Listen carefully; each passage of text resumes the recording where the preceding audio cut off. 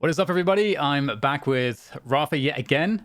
Rapha. I'm trying to say it like because everyone always Rapha. criticizes how British people say it, and now I'm like it's in my head, so I'm Just as I'm long as confused. you're not adding an invisible ER at the end, I think you're okay. Oh So man, I don't know. Well, if you guys aren't familiar, I've had Rapha. Oh god, it's I'm gonna just call you Shane. Everyone knows your name is Rapha, whatever. This is really weird now, but everybody knows you in it's the all Quake good, Dan. world. We'll get through this. We can do this together. You are, I would say, the most accomplished FPS esports player of all time. You've been winning trophies since 2008 and taking first places repeatedly. So many trophies lifted. It's kind of wild. So it's a huge legacy that you've created. And so for those people that aren't involved in Quake, maybe have heard of it and are not familiar with the pro scene, I'm talking to literally the GOAT of Quake. So there you go. So I think we should start things off with the fact that we've got, you're just winning a tournament, which seems like normal business for you. Winning KeenCon over in Barcelona. So firstly, what was your experience like with that victory and KeenCon? Obviously, they're somewhat newcomers, I would say, onto the competitive space. Mhm. So, how has KeenCon been? Oh, I thought KeenCon went really great. It was about as jam-packed of a weekend as you could have in terms of the amount of games that you had to play in the schedule. But yeah, I think in perspective to what we've had to play the last like 4 years for QPL, and what was it, the Iron Fist format a couple years ago, and then even just playing what is it, the Foundry that Team Endpoint put up a week before. I like that the format was a little different, and I like that you brought up the fact that there are some newer players coming up within the Quake scene, because I think the format that we had for this tournament was about as good as you can get to try to cultivate and help those type of players grow. Because it started off with 4 groups of 8, which meant that everybody was guaranteed to play 7 games. Whereas you know as well as I do, most of the time in the past for Quake, tournaments, you go to a tournament, you may play like 2 games and that's it, like at minimum. Like Yeah. you lose twice and you're out, whether it's group stage or double elim. And then we even used to have the problem of single elim tournaments in Quake Live sometimes due to like scheduling stuff. But I think like just allowing people to be able to play more on LAN where the game is like actually played and you really learn like what positions actually matter and the impact that every weapon has when everything feels super smooth. I think that is just invaluable for people. Like you can only learn so much playing online, but then when playing on LAN under pressure, you just typically that's like where I would make my biggest jumps. Like before I started winning was just how I would like play at the LAN, and then I would just have this jump in skill like afterwards. Like things would just start to click subconsciously and just start to get a better feel for what the game is actually meant to be played like. Yeah, that's really awesome, especially because I like you sort of referring to as well with QPL. There's a lot of online players, a lot of inconsistent playing environments, and I know even from just like the really old days in the Quake 3 days, there was kind of like a built-in. I actually don't know if this is true or if this is just stuff people said. Now that I think about it, I've never questioned this piece of knowledge until this moment.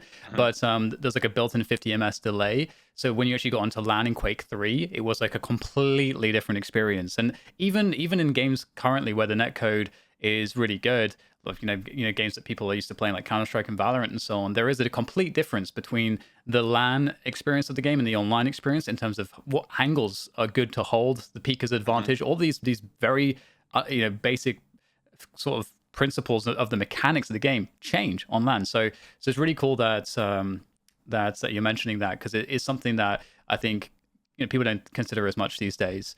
But and speaking of which, you mentioned newer players. There of course been a lot of newer names that have become staples in Quake Champions, and you faced another one of them in the finals, who has been in many finals against you, but can't quite really often never seem to beat you, which is Razy. So Razy always second against Rapha. Is there something in particular with that matchup that for you has it just you feel like some particular comfort in that approach against Razy? Is there something that you feel like Razy just needs to fix something about his game to kind of evolve to the next level? What do you think's holding Razy back in the matchup, and why does it feel, or I don't know how it feels, but why is it an easier matchup for you and because you're able to repeatedly, seemingly quite confidently win these matches?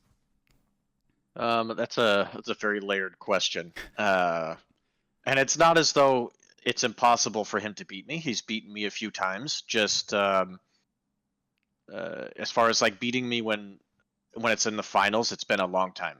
I think you have to. The easiest example was to like kind of understand this is in Quake Live. There, when we had the big four of myself, Cypher, Cooler, and Avik, there was like this variance of which play style was more difficult to each player, and a lot of that has to come down to like sometimes there's just certain people, the way that they dodge, the timing of which they repeak, just certain little nuances of their game is just so foreign to you and just really difficult.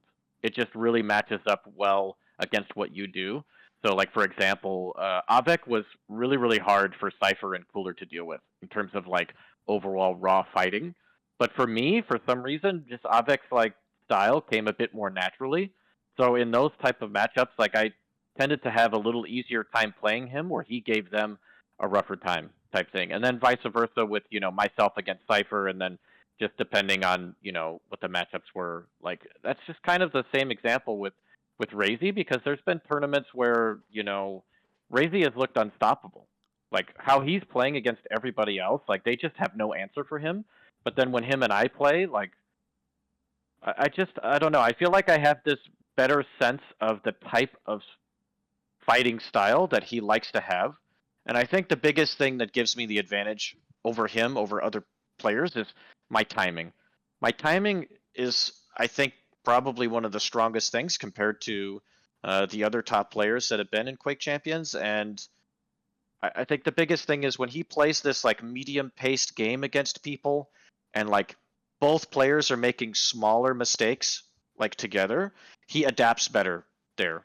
But like I find more situations where, because I'm timing so much better, I'm not making the same mistakes of leaving certain items up, or I'm finding better advantages and I notice in fights, because of the rotation, because of the timing, oh, I should actually leave him alive now. Whereas other players wouldn't, and they just instinctually fight and kill him because they're not focused on the bigger picture for as long.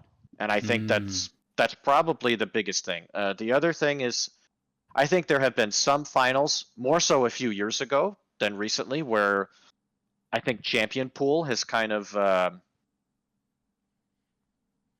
given me the advantage. There's a few champs that he just and it's not as though he doesn't play them, he just isn't as good as them. Like I think it's pretty obvious that out of the champ pool, like Clutch is one of his strongest like options. He's one of the best Clutch players in the world. But then there are a few others where, like, I'd say his Athena, his Scale Bearer, and until this last year, his Slash, which he took a while to work on, he had like a few extra champions which he just couldn't really bring out the most of it. So in the draft, like he would either like have to ban them, and so that you get an advantage on other maps, or he would just feel like he has to take it because you're so good on it, but then he's not good enough on it to kind of like take it to the limit and to be able to beat you and get the victories that he should in certain matchups. So yeah, because obviously, dude, Razy is super, super talented. He just reminds me of another Evil, like in the sense of where it did feel like for a few years, Evil was able to beat pretty much everybody in Europe, and then we would come to QuakeCon, and I would somehow manage to find a way to squeeze out the victories and overcome him time and time again. But it's not as though like I don't know. I think it's just a style difference, and my style just proves like really, really difficult for him to overcome. It's this it's funny because I feel like I'm about to kind of delve into some of the more kind of performance based questions, I think, which because you mentioned you mentioned practice, and I think or rather you mentioned that there are certain weaknesses, which is something that can be addressed by practice. And I think a lot of the time people really look at a player's performance and they're like, oh, this player's just good at this or bad at that, and they don't necessarily think about how does that player approach their practice, because that is often the difference between, well, that should in theory be the difference between everybody, is how you train, because that's what when you're turning up on the day, there's a million different versions of that quote that you've already won or lost the match before you've actually the weeks leading up to the actual game day itself. So let's pick up that conversation more so in a bit, because I'd love to talk more about your practice philosophies, how you think it might differ, what you think, over time, how that's evolved for you and what has worked. But I want to quickly talk about, because we were talking about KeenCon, a week before KeenCon, the very difficult news came that QPL was not going to be renewed for 2024. And I know this is something that you had said to me, a couple of years ago, even, that you were suspicious that this the time was definitely limited, and you were worried that it would be sooner than later. And so here we are now. That was announced before KeenCon. So did this give you a different feeling, or a bit of a boost in a certain sense? Was there any difference in feeling going into KeenCon with this knowledge, first of all? Yeah, I can't say that there wasn't. And, none of us knew what the news was going to be until, I think, probably like 5 to 6 hours before they made the tweet that they were not going to, run the event. Yeah, so it's not like we had been hiding this information for weeks or a month at a time. We found out almost at the same time as everybody else. And so it just it was like a really, somber feeling. And obviously, I'm pretty sad about it. It's been a very special time in my life. But I just looked at it like, okay, there's going to be an awesome tournament coming up. There's going to be 32 people there. I just need to bury the feelings deep inside. And I need to buckle down for one more week and try to just do my best to end the year, as best as possible. To have done it to where every event I went to, I made it to the finals. I gave myself a shot. And obviously it worked out even better than that. I was able to walk away with the tournament, and something I've rarely ever been able to do is to be able to win it without dropping a map. That was a real shock to me, but yeah, because I thought everybody was playing at an amazing level at the event. There were some of the craziest games we've seen across the whole tournament, but I don't know. I somehow managed to bring out the best of myself to end the year on the best note possible. So I just kind of looked at the weekend like, hey, I just want to go in. I want to play my absolute best and give it my all. And then, but also just kind of be present and just enjoy the moment, enjoy the time with everybody, just laugh a lot, hang out, just have a good time. Yeah, well, Barcelona is an incredible setting for that. It's a beautiful, it's like one of the best cities in Europe, I think. It's an incredible city. So glad that it was in a really awesome location. But yeah, it's very, very sad news, because I think, we don't know what's coming next. I think that's one of the biggest questions. And I think, obviously, it's not that I think people have been really, I suppose, fatalists or something with Quake, or defeatists, but it's just that, obviously, just being, there in reality, Quake hasn't had the relevance that any of us who enjoy Quake would like or feel like is fair or just, given that it is really in many senses, the grandfather of FPS esports. It's Quake itself, so many games came from that engine. All of the major esports we know now and appreciate, it really fathered so many things and was there right at the beginning. So it's definitely a very sad prospect, and it forces us to have that sense of looking forward, what's next. But also, before we go there, let's look back a little bit in terms of your career. So, I mentioned, of course, you've been winning trophies since 2008, Quake Live to begin with, and then, going forward, Quake 3, and then going into Quake Live, and then going into Quake Champions. Obviously, each game quite different in the way that it functioned. What have been some of the high notes? What strikes you when you think about the things you are most proud of when you look back on your career? Ooh, I know it's a long time, so you can take your time with it.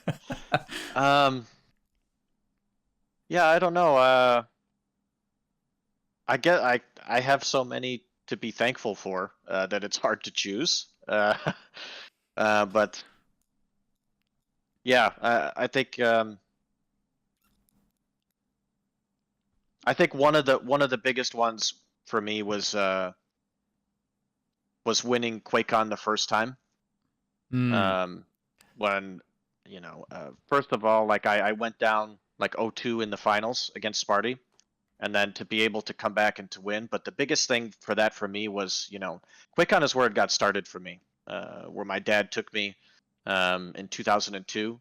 And some of you don't know, some of you do. My dad passed away in 2007. So for me, like winning that, and I like really pushed myself to like win it, for his memory. It really, really meant a lot. So yeah, as well as probably then the season 1 finals of the Quake Pro League. With what happened with my ex and everything. But I don't know. I think those two probably stick out the most. And then other than that, I think winning IEM the first time, with the whole fact that we got to have like qualifiers like globally that led up to a world finals. The road that I had to take to get there, and I had Avek, Cooler, Sturmy, I'm trying to remember who, Pants, and somebody else who was really strong, all in my group. And then to make it through the playoffs, I had to play Dehang, Cypher, and Cooler all in a row. So essentially, I ended up having to play like the top 6 players in the world, all in the same tournament, and having to beat them to win it was really, really special for all the hard work that I had put in that year, and especially just because of knowing the guys that I'm going against and how much time that they put in and how good that they are. Yeah, so that's why it probably feels that special to me. Yes, it's really interesting too, because that list of players, it's for those of you that don't know, there was an established players going into Quake 3, the best duelers, your 0-4s, your coolers, and Cypher, although is a younger player comparatively to a lot of the other ones at that point, was also like getting pretty established as a very good dueler as well. And so it's I feel like it's really awesome, because that moment also really solidified you as you're one of the greats, like the actual Quake greats at that point, like truly. You've done a lot already at that point, but I feel like that really helped to cement it, especially going into the era of Quake Live as well. Really setting a new meta, as it were, in who is the most elite and who is going to carry that torch through. So really awesome, because people like Jibo, for example, that was in a group. I just opened it up and like, oh my god, I totally forgot Jibo was in that tournament.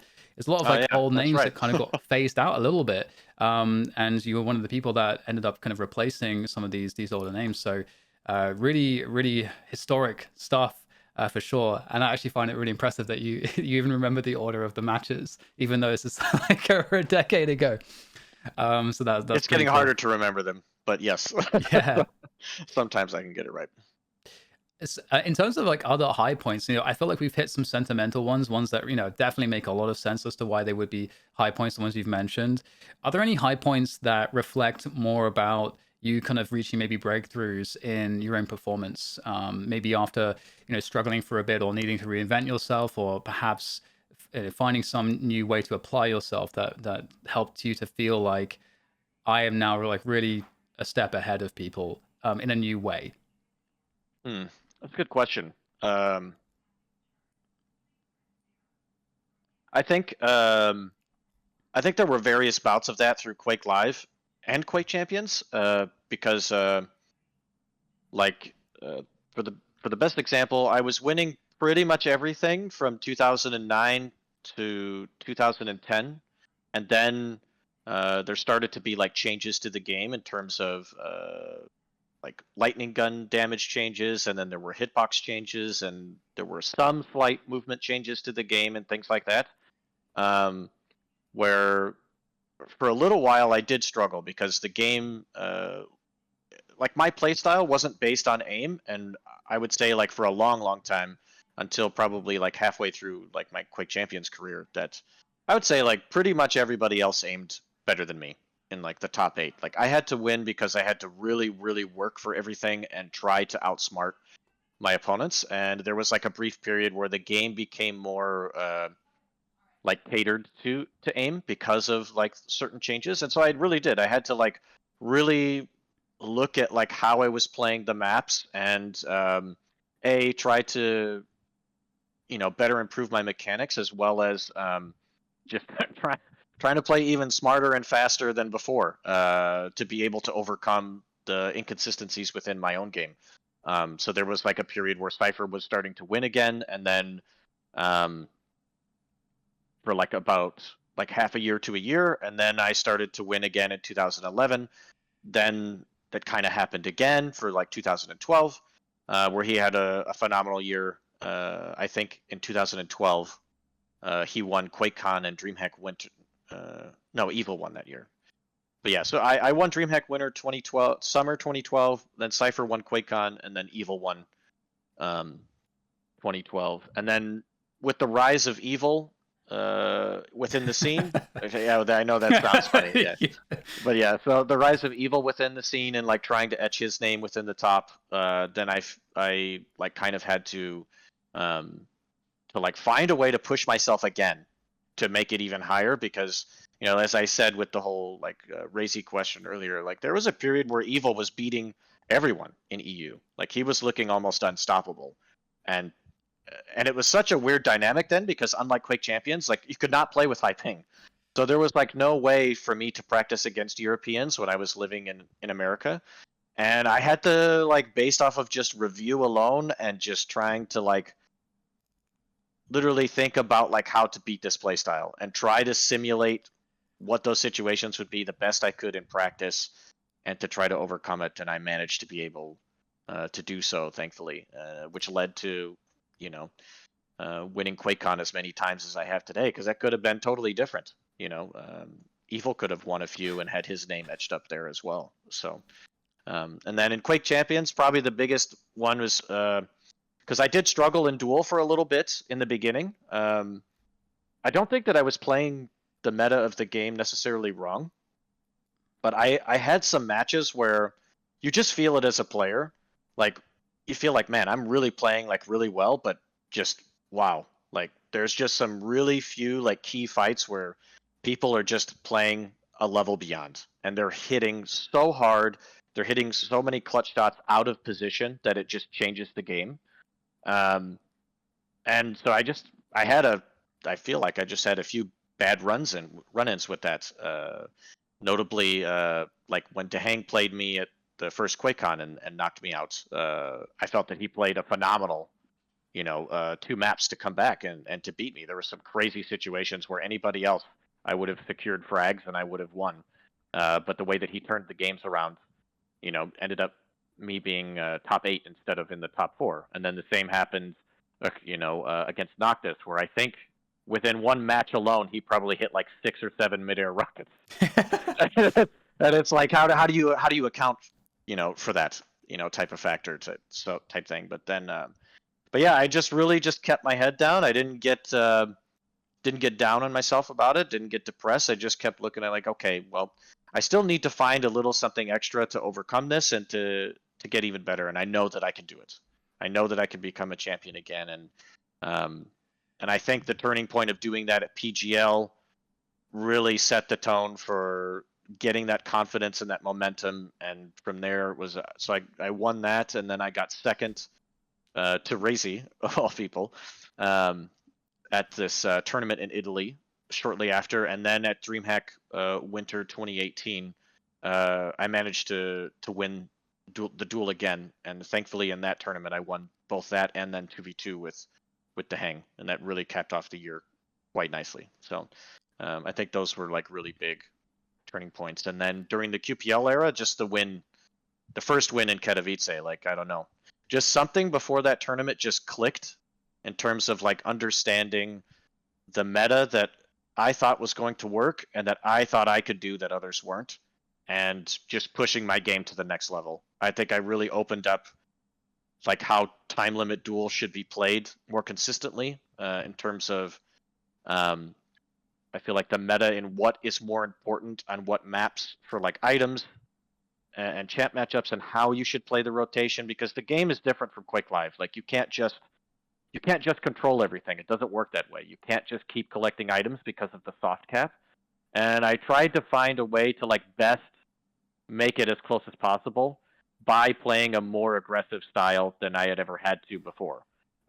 which was a complete change because throughout the first half of my career, people would probably say I'd be more so on the defensive side of a play style, and I would have some games where I would play a bit aggressive, but more often I would be more like stable, position based, and play defensive, a slower paced game, and just try to whittle out small advantages over time. Where I really picked up the tempo in Quake Champions in terms of playing a much more aggressive game.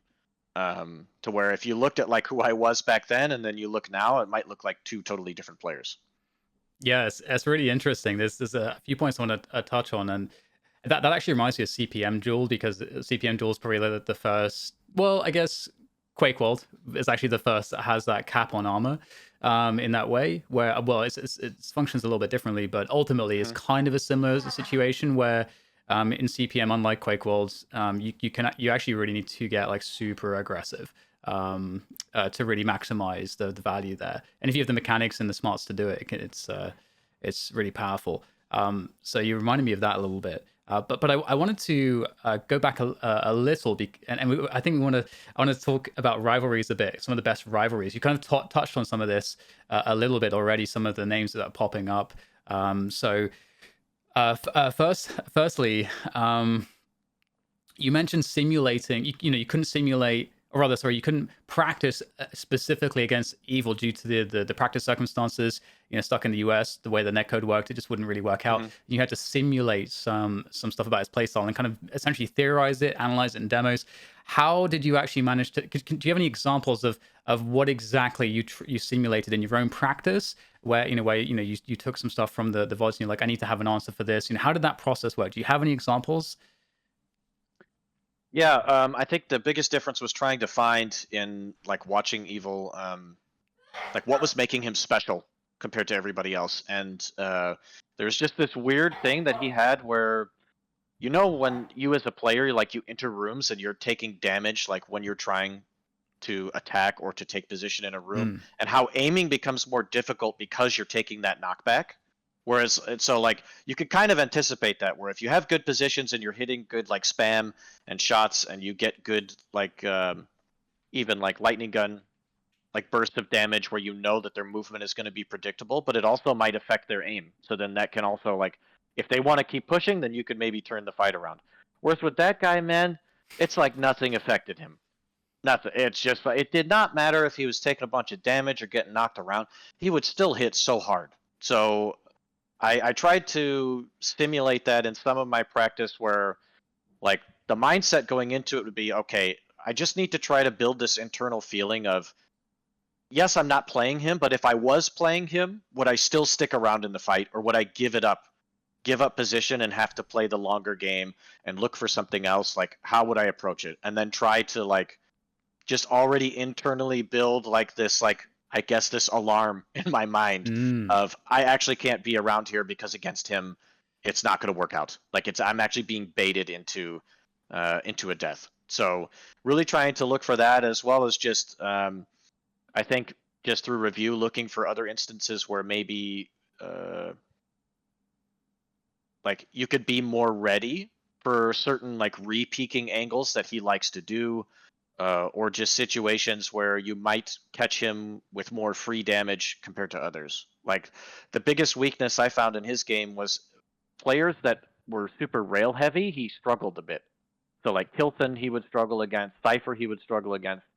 So even though like rail wasn't a big part of my game, I had to make it more of a part of my game against him specifically, and like just get a feeling for when he would eventually give up free shots that like actually turn the tide of the game, and open it up. So that's like the best that I could describe what I could do. And then it's just about like once you're playing him and in the game, like trying to play the first 5 minutes in like a touch and go, and then get a feeling for what he's doing, and then adapt throughout the set as it goes, and then try to take advantage of things that weren't there before.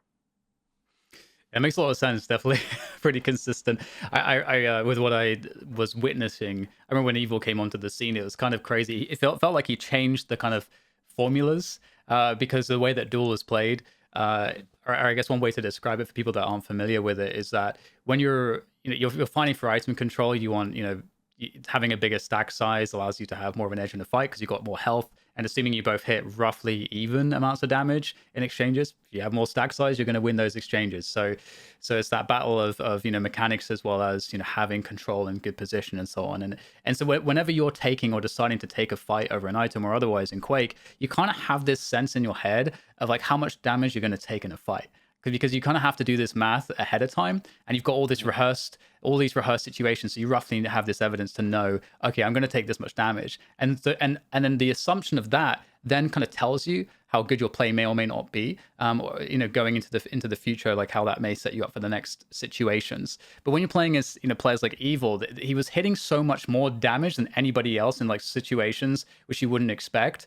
It was just like kind of jarring, and suddenly you're in these spots where you didn't necessarily plan for it. I felt like he really shocked a lot of people with how he kind of changed some of these formulas in people's heads. That's kind of how I felt about it. I don't know if that resonates at all. Yeah, that sums it up perfectly. Okay, that's good. I guess I'm not full of shit. It's fantastic. So what's really cool there is that and the tale you've already told, I think, through going over your career is how you have had to overcome all of these various opponents and the ways in which you had to be creative to solve for these different opponents. Is of course you've leveled yourself up through the opposition. So who have been in your eyes the most important rivals and the most and maybe some of the most enjoyable rivals that you've had in your career that you feel like have helped you to get to really where you are now? There's a lot. I can't name everyone, obviously, but I think like probably the biggest rivalries to push me through the Quake Live era. Obviously, you have to say Cooler. I think just the clash of, because I think that our styles for a long time were pretty similar. I had a little mix of my own. I felt like I tried to frame my game as best I could with a mixture of Cooler style, 04 style, and a bit of my own. Like that's how I tried to develop as a player, and I think it really led to some really enjoyable matchups. Like I always loved playing Anton come playoff time, and just how intense it was. Obviously, Cypher. I think a big thing was between Cypher, Avik, and I. We were all like sequentially a year apart. So I'm 2 years older than Avik, a year older than Cypher, and we were like the new generation of Quake back then. And so we had a pretty friendly rivalry between all of us, but I think it was more of like trying to push ourselves into that upper echelon to be like, talked about and remembered like everybody else that came before us, like 04, CCM, Cooler, Toxic, and then even names before that, like Lakerman and Thresh and all that, right? But so I think that really helped a lot. And then I think a big one as well was Dehang. Like Dehang rising up as a presence within NA to keep me like having to stay in constant shape. And I think like it was probably we didn't like to practice against each other a lot, to be honest, but I think the times that we did, the type of play style that he played helped me to be ready for everything, because he played a much more timing based play style. He played like time based and a little more aggressive, whereas like a lot of the Europeans played more off of feel and trying to utilize their mechanics more. So trying to get a good balance of playing both like really helped. And obviously, that battle of trying to stay ahead, like who's the best in NA at the time, myself or Tim, I think that really helped for a while. And then going into the Quake Champions era, I think looking at the success like Claus had in the beginning and then trying to match him every time that we played. And then I think obviously, then the fact that Cooler and I played again in at the PGL finals.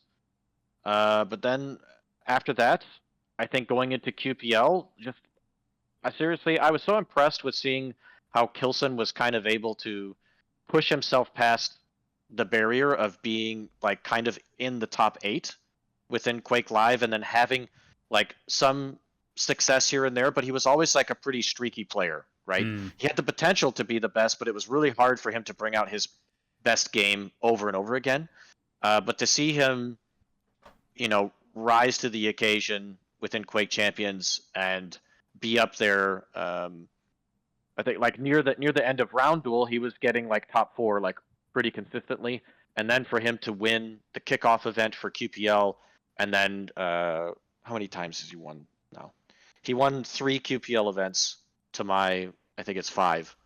But yeah, to see him constantly being at the top during the QPL era of Time Limit Duel was really impressive. And I think the biggest thing that Avek has talked about is the difference in our styles. Because like I had said before, like I really tried to push the game and be super, super aggressive. Like just really pushing it to the limit almost every time. Not so much playing as defensive as I did before. Whereas Kilson was playing like almost the opposite. He was playing a super calculated, like center-based map style gameplay, like just trying to play a very slow-paced game, very baity, very trap-heavy, and just playing at a very smooth tempo. And the fact that like such 2 varying play styles found such success is pretty interesting to think about. And then obviously like what else? Wenger and Razy for being at the top as well. And then there was even periods obviously before the ban to the CIS region where Cypher was getting to his like top form again, and it was so much fun to be able to play him like that again because it had been quite a few years. That I don't know. There's a lot.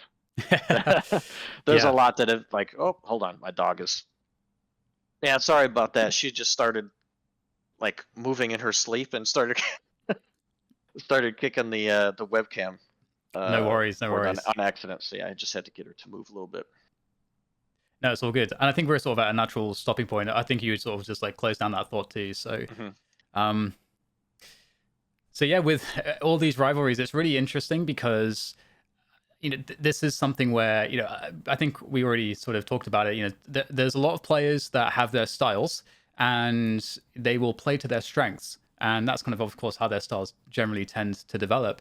And you've managed to find success against so many styles and so many different versions of the Quakes. Like you had mentioned, there's changes to the damage, and in like for the lightning gun, or like the movement changes. There's meta changes that come about. People will come up like Evil, who have a different approach to the game, and people might kind of model themselves after this person. And so the consistent thing is that you've had to be able to adapt over time while still being able to innovate in your own game and also continue to play to your strengths, but at the same time to beat these people, to, as you mentioned when we talked about Evil and that matchup, be able to also incorporate as quickly as possible the ways to adjust to these different opponents. And that seems to be something that, I think it's fair to say you are the best at, because you've been able to have so much success against so many different opponents.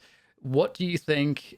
Like, why is it that you are better at this than everybody else that you've sort of come against over time? What is it about your practice and approach? Is there something? Have you thought about this?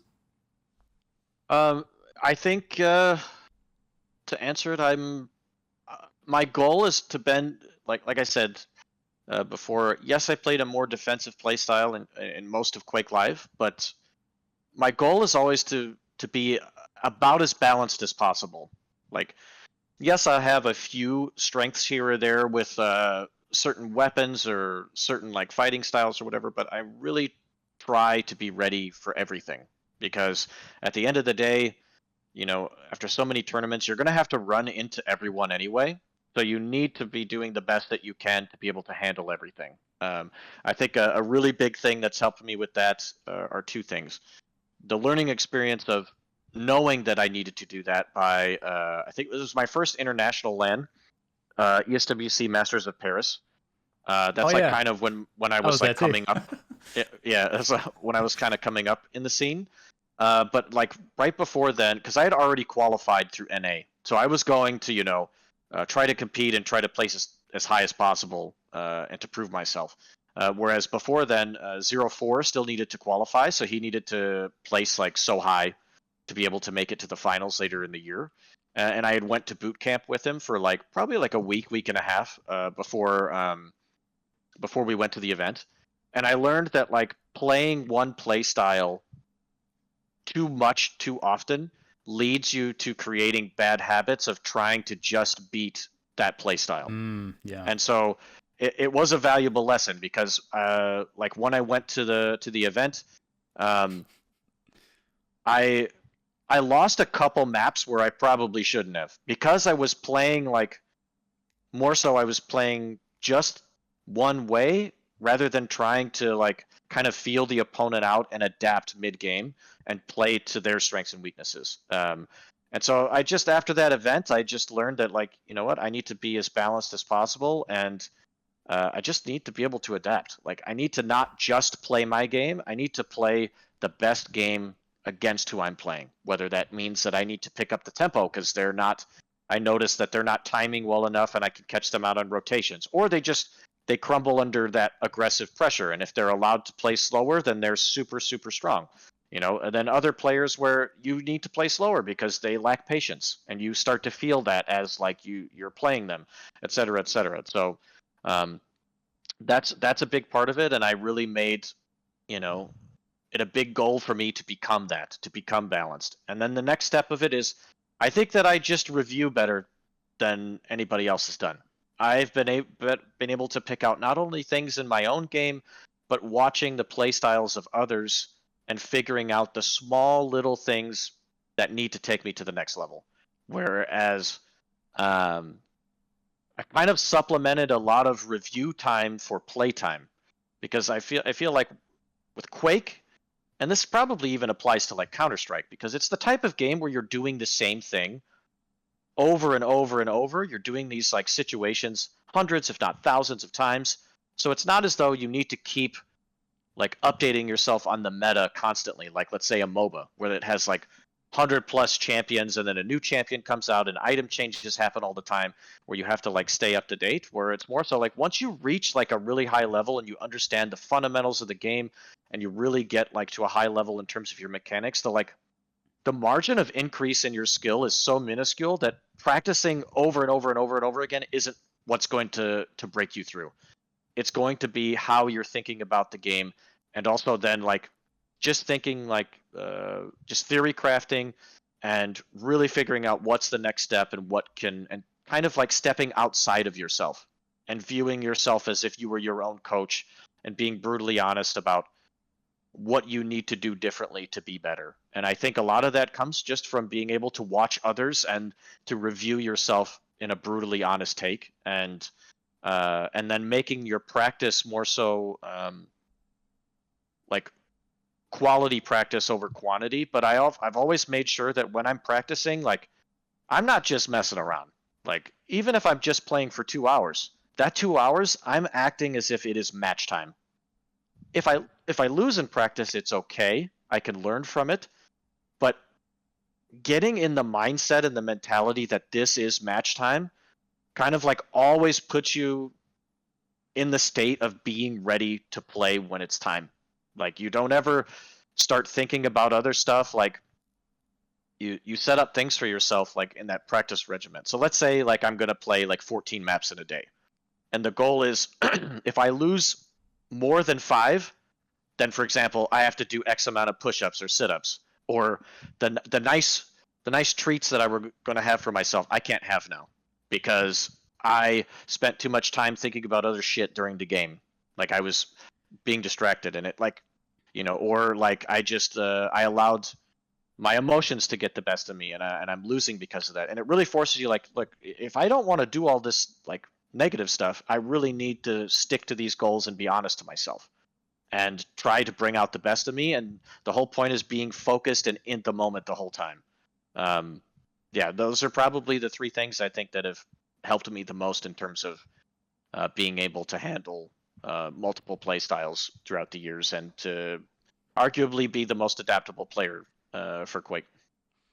I love all those points so much. There's it's actually really funny because the first thing that I that I want to mention is because I think we were in different groups at Masters of Paris, so I don't think we got to play. But the thing that you mentioned about the issue you had going to that tournament, I actually learned the same lesson at that exact tournament, and I called it like practice partner syndrome, and it actually kind of keys into some of the other things you just said too, where I just because I went into that event and I did all my practice, like primarily like 90% of my practice was against one player, and it was against Fuki, who was at the time like one of the best Swedish players. He's one of the best duelers in the world at that time. He's a very, very good player. He's a very top player. And so I was playing him because I was friends with him, and I was playing him like, up to like 4 to 5 hours a day. So quite a lot of practice against him, and then maybe I do a little bit afterwards. He would then practice against like 2 other opponents for another 4 or 5. So he was practicing like up to like 12 hours a day. Lot. Yeah, he was practicing a lot. And I wasn't able to practice that hard as him. And so so I started getting really good results playing against him. But I didn't realize at the time that, one, that was just really comfortable because and I was tricking myself because he's a really good player. I'm like, if I can beat him, then I can probably beat like almost everybody else because he is so good. So I started being able to beat him in practice and have really good results. But it's because I was cutting so many corners because I know how he plays, so I can take risks that don't actually make sense or are fundamentally kind of bad, but I just know too much about how he plays. So I got really comfortable there because I'm like, I got to have those good feelings of feeling like I was really good, and at the same time I got to play in this more comfortable environment. And then I was uncomfortable actually practicing against other people because I didn't want to have that reality check. So like subconsciously that kind of stuff was happening. And after that event, I like really realized that because of some of the results that I had, and I'm like, this is really disappointing. So that was a really big wake up call for me in that sense. And it also goes to the point that you're saying about being able to deal with uncomfortable emotions, because when you're practicing, you have to push yourself, you have to challenge yourself, and there has to be like you are setting up consequences for yourself. Like, that's very hard for people to do that because you're you're like and you're not getting coaching doing this, and like you said, like you have to be a coach for yourself. And so I think this is like a really interesting thing because in Quake, everybody had to figure everything out themselves. You have to be everything for yourself, your own performance coach, your own strategic and tactical coach, all of these things. So you managed to do that stuff pretty effectively, obviously, given your results. And these are things now that I think are becoming more common practice, that people are beginning to understand this stuff. But it's still hard because you're still having to deal with being a human being and having to deal with negative emotions and having to not necessarily play for fun, but play for the vision and the goals that you have. And it's very hard for people to consistently do this. That you were able to set up for yourself to have consistency there, to be able to get some results. Because, like you said, I think people they don't necessarily put enough weight on this with practice. If you're practicing to be consistent, you have to practice consistently, and you have to have the same amount of effort and all the rest of it, and it has to be as close to the match environment as possible. And so if you're practicing and having fun, well, that's a completely different mindset than if you're actually there on match day. Totally different. So no wonder you might struggle on match day if you're not prepared. So I wanted to just kind of rehash some of those points, because I think the stuff that you said was really, really key and important for people to know who want to get better in competition. So amazing. Actually, so we talked a bit now about some of the past stuff. There might be some future for Quake that we know about now. Obviously, there might be some other stuff that we don't know about yet, but there's been a lot of teasing from people I've seen it on Twitter from Project Velocity. They're looking to seemingly do, fill some of the vacuum and bring Quake to an audience, professionalize the broadcast, and have Quake live, I think, is what they're going to be doing, coming back. What are your thoughts on this? Would you be interested in competing in this? Where's your head at with something like this just popping up now? It's quite an interesting time for it to pop up, and as well because people have still been asking me over the last few years, like they would be like, you prefer Quake Live over Quake Champions, blah blah blah, like just assuming that I would. Whereas no, I've actually preferred, as much as I loved the Quake Live era and playing it, I've loved the Quake Champions era because of I love the fact that all the different movements from all the Quakes are in there, and that like it just is so nice to be able to play the different styles and like the difference that it brings in terms of like how you have to play matchups. But yeah, I guess so. There's news with the velocity thing, right? That's what it's called. Yeah, Project Velocity Yeah, is what they're calling it right Project now. Velocity. Yeah, so because as far as I know, KeenCon said that they're going to try to run some online stuff for Quake Champions from like February to October, I think, and then have another LAN next year. I don't know like what the prize money is going to look like. I know Maestro announced that they're going to run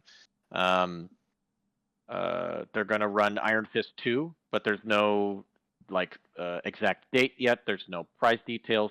So there's some QC like tournaments that are happening, and then who knows what's going to happen at QuakeCon?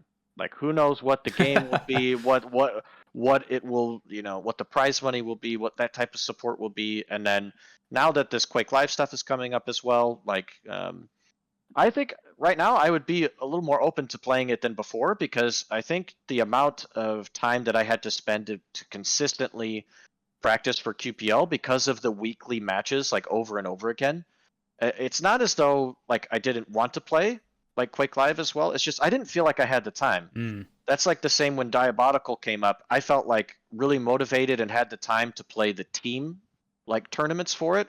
But I was like, I'm already investing all this time in Quake Champions Duel. I don't have the time. I'm a human after all. I have to. I just don't have the energy to be able to then also play the other Duel at the same time with like the type of schedule that I had. But like now, depending on like how things go this year, yeah, I could possibly see myself like playing in both. Because as you know, we talked before the interview here, like I'm gonna be in Europe for the next year. I got approved to go move to where my girlfriend lives, so I'll be there for probably 1 to 2 years. So yeah, so I think at least for like the next 6 to 12 months, I could still be playing Quake. We'll see what happens from there, because as I talked before, I think the natural progression in esports when I'm done playing is probably coaching, like either like coaching directly for a team, or just I think something I'd be really good at is just like mindset stuff, like mindset and what are you doing in terms of like so like kind of like a psychiatric, like yeah, like a Sports psychology. yeah, sports psychology type stuff, because I think there's a lot of ways that people don't realize that they're holding themselves back from bringing out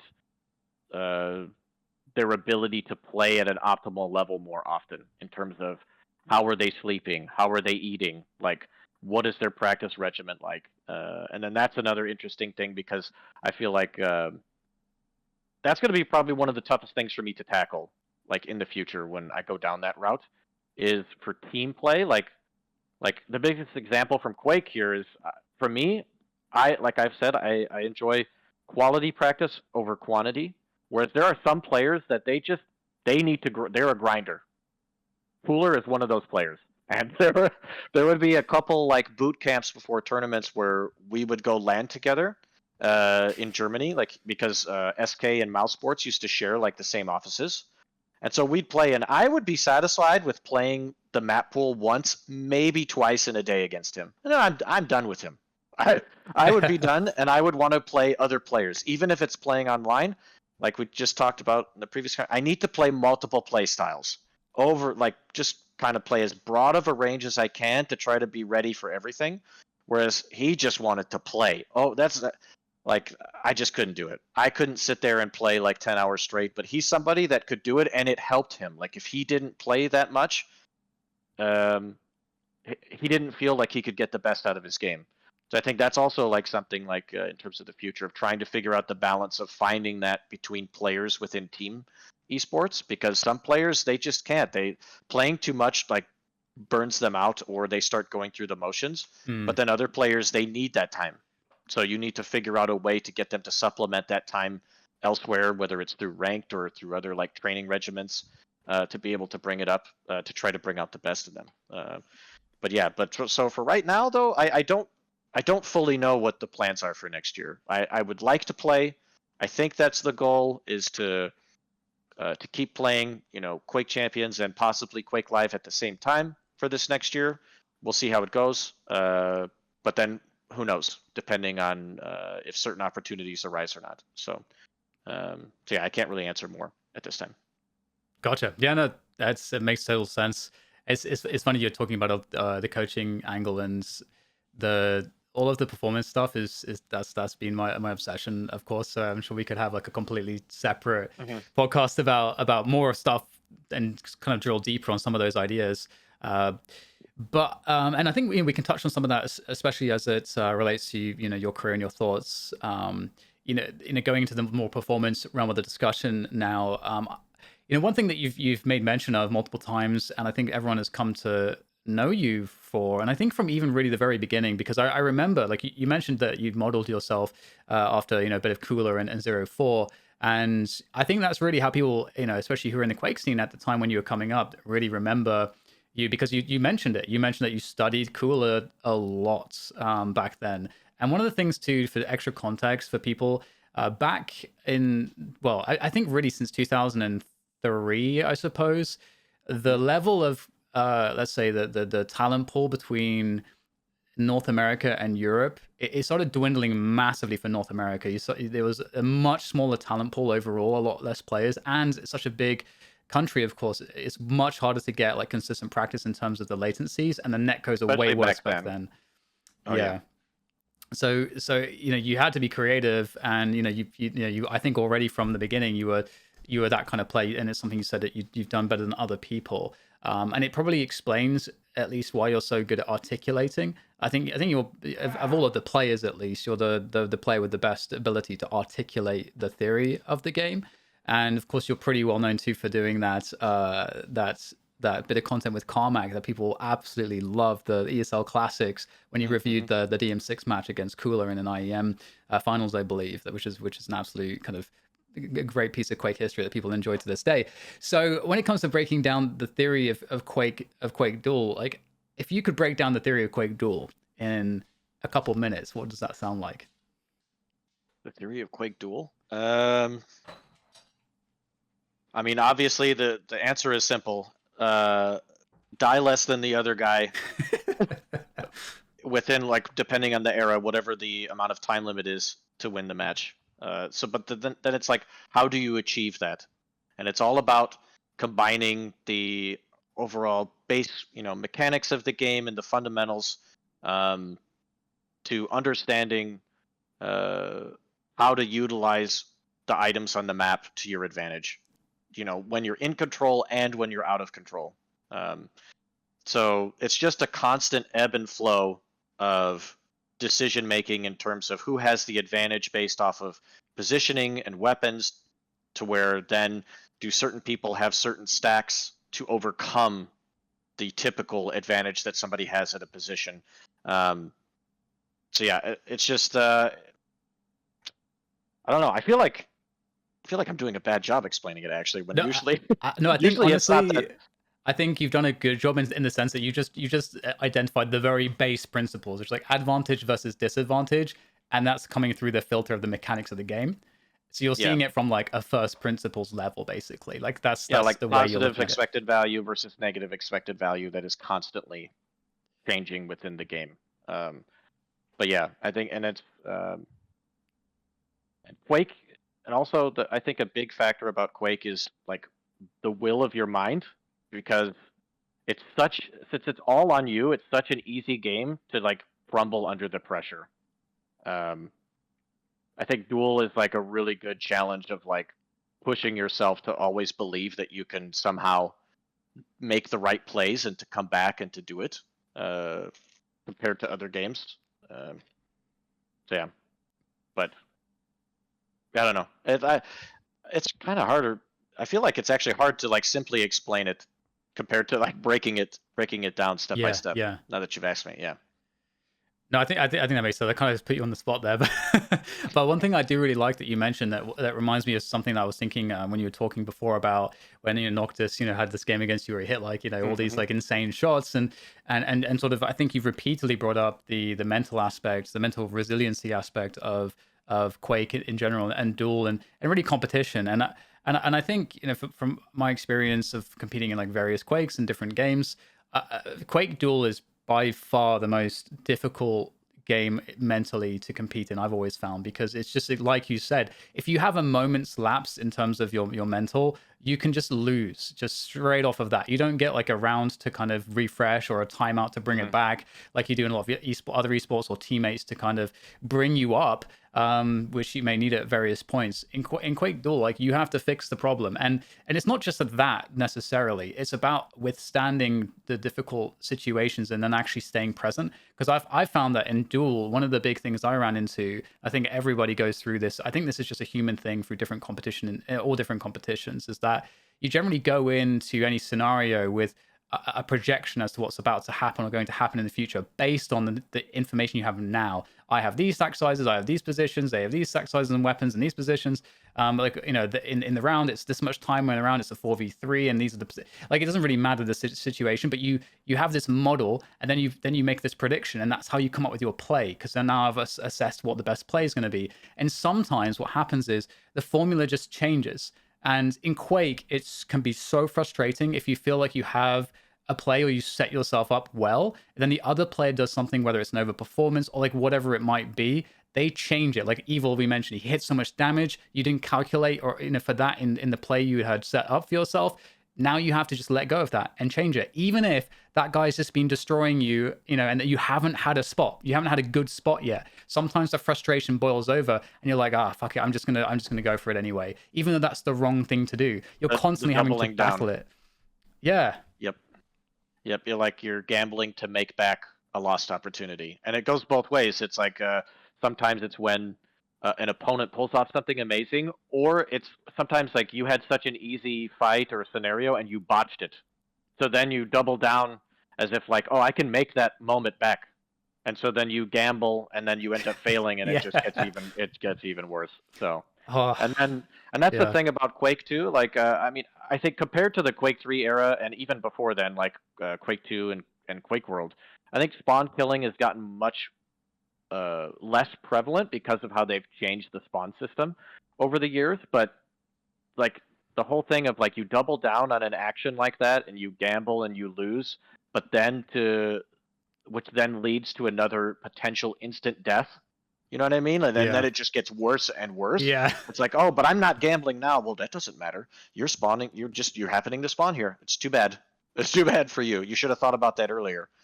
You know, like this could have been a consequence, and then it's all on you. Yes. Oh man, it's so hard. It's really hard to deal with that stuff, and it's very hard to it's very hard to identify. It takes experience and time to identify some of those mental leaks, I think, and because the frustration it's so difficult, because you're not getting this like constant feedback that can feel kind of positive in duels. Sometimes you're just getting shut down, and they're just playing the map correctly, and you're not getting a spot because you're playing really good players. And sometimes it can be like minutes and minutes till you get like a spot that you can play, and if that gets robbed from you, it can just really can be very tough to deal with. So yeah, I think that the mental aspect's really interesting with Quake, and how it or Duel in general. To be honest, I think I played StarCraft 2, not at a like pro level, but I got to like the masters level, and so I was playing like, you know, decently against like decent opponents at the time, and it's kind of similar, to be honest. There is that similar sense that you know, you can lose a spot and things might not work out, and that just that one lapse can just lose you a match. So it's very interesting how that dynamic works in these 1v1 titles, and I hope that we get more, because I'm hoping that we'll get more of maybe a resurgence of Quake as well, and 1v1 games in StarCraft as well. Not necessarily StarCraft, but there's Stormgate, which is made by the kind of OG developers who kind of brought StarCraft 2 into existence. So I'm hoping we'll get more of that in esports, in PC esports. But you know, moving forward a little bit, picking up on an earlier point, we mentioned you know, Razy and his struggle in some of the finals. And I actually think that if you were listening and you're going back into this hour that we've been talking already, I feel like there's all the clues perhaps as to what maybe Razy could be doing differently, possibly, because we talked about how, you know, you talked about the mental aspect, we talked about the review aspect, that being one area that you feel like you're just better than everybody else. When it comes to your practice approach, you already mentioned that you practice with intention, and you really highlighted that point. So do you feel like practice is really what differentiates you, your ability to deal with negative emotions or the negative aspects of kind of putting yourself through such a rigorous, intentional, focused practice? Is that what is the difference between you and maybe some of the opponents that struggle to beat you? I think so, and I think another good example too is, and to be honest, I was in favor of this change because like back in the day, sometimes like when people were losing in a match, they would GG early, right? Yeah. Whereas like in the Noctis. QPL, yeah, in the Sorry, QPL, Noctis. we had a rule that we were not supposed to do that, and it was looked at from the perspective of like, you know, you go to a sports game, you go to watch football, basketball, American football, whatever, right?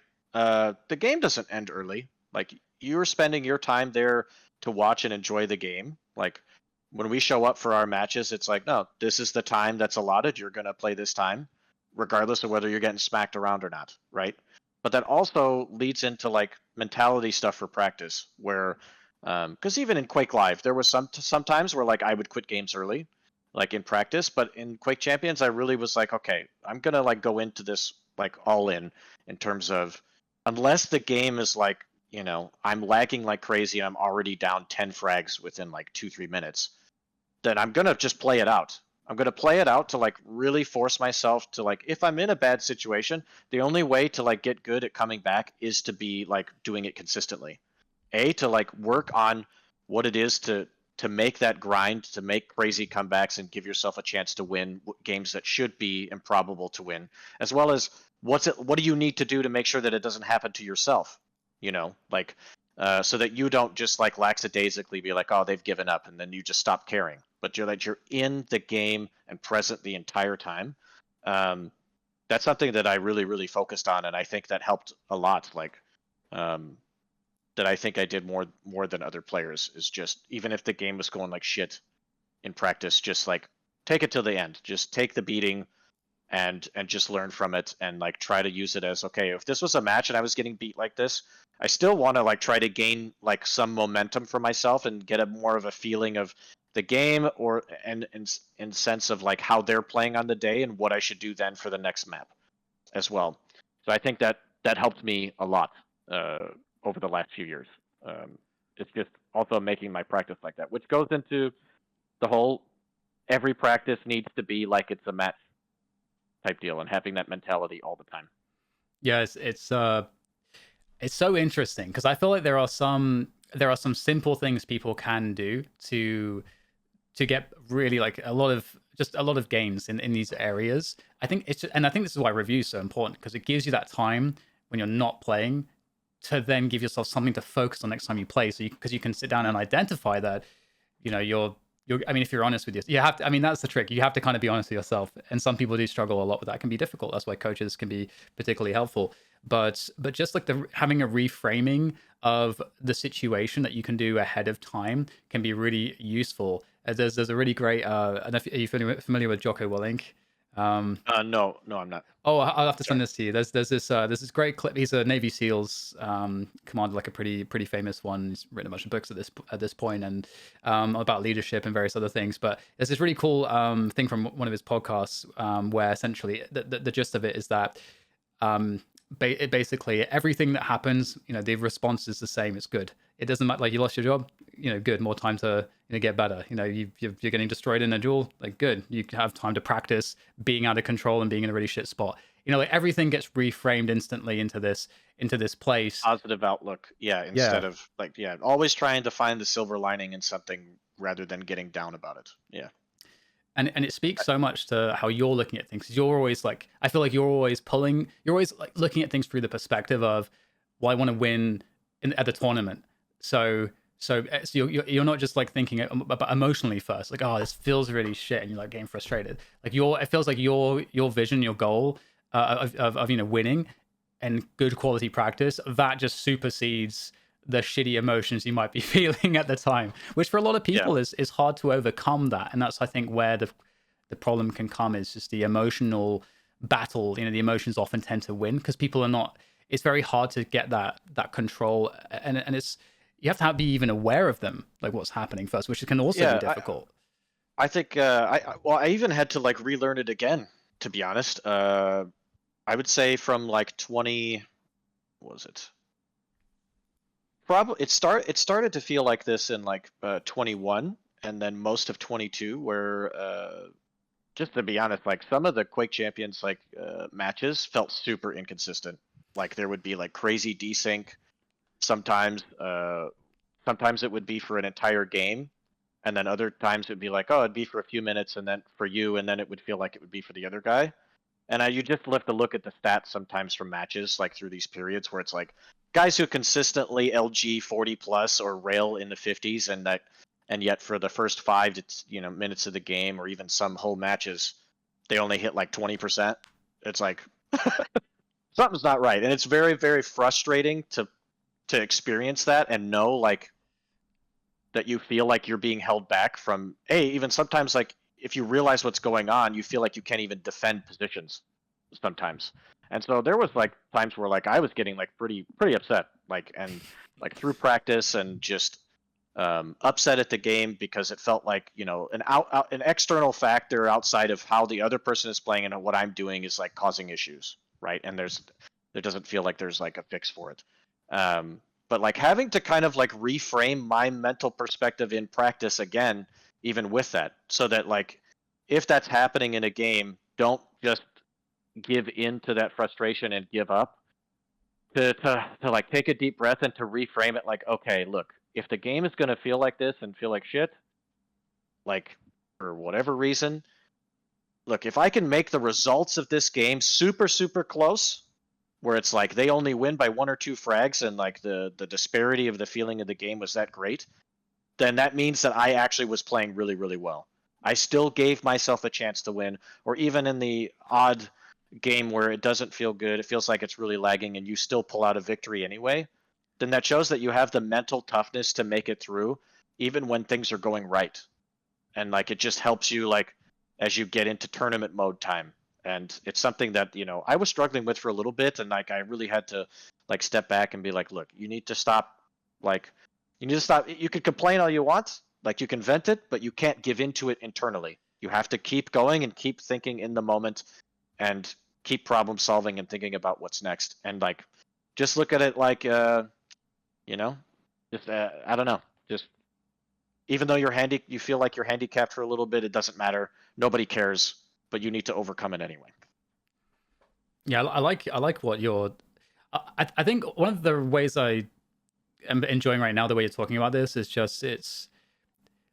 Sometimes when people say mental toughness, or like you just got to have the resiliency and so on, it's kind of a fairly ambiguous way of talking about the mental toughness. So I really like that you're talking about, well, you have to have some ability to withstand the actual just negativity, the negative emotions. But here are also some tools. You need to have, go and get some tools to help you deal with it. You have to think about how you're going to deal with these situations. There is some awareness component about yourself. There is, and you mentioned before, there's physiological realities, sleep, nutrition, you mentioned those things as well. Like it's all of these things kind of come together for that thing that people might just say, oh, you just need some more mental toughness.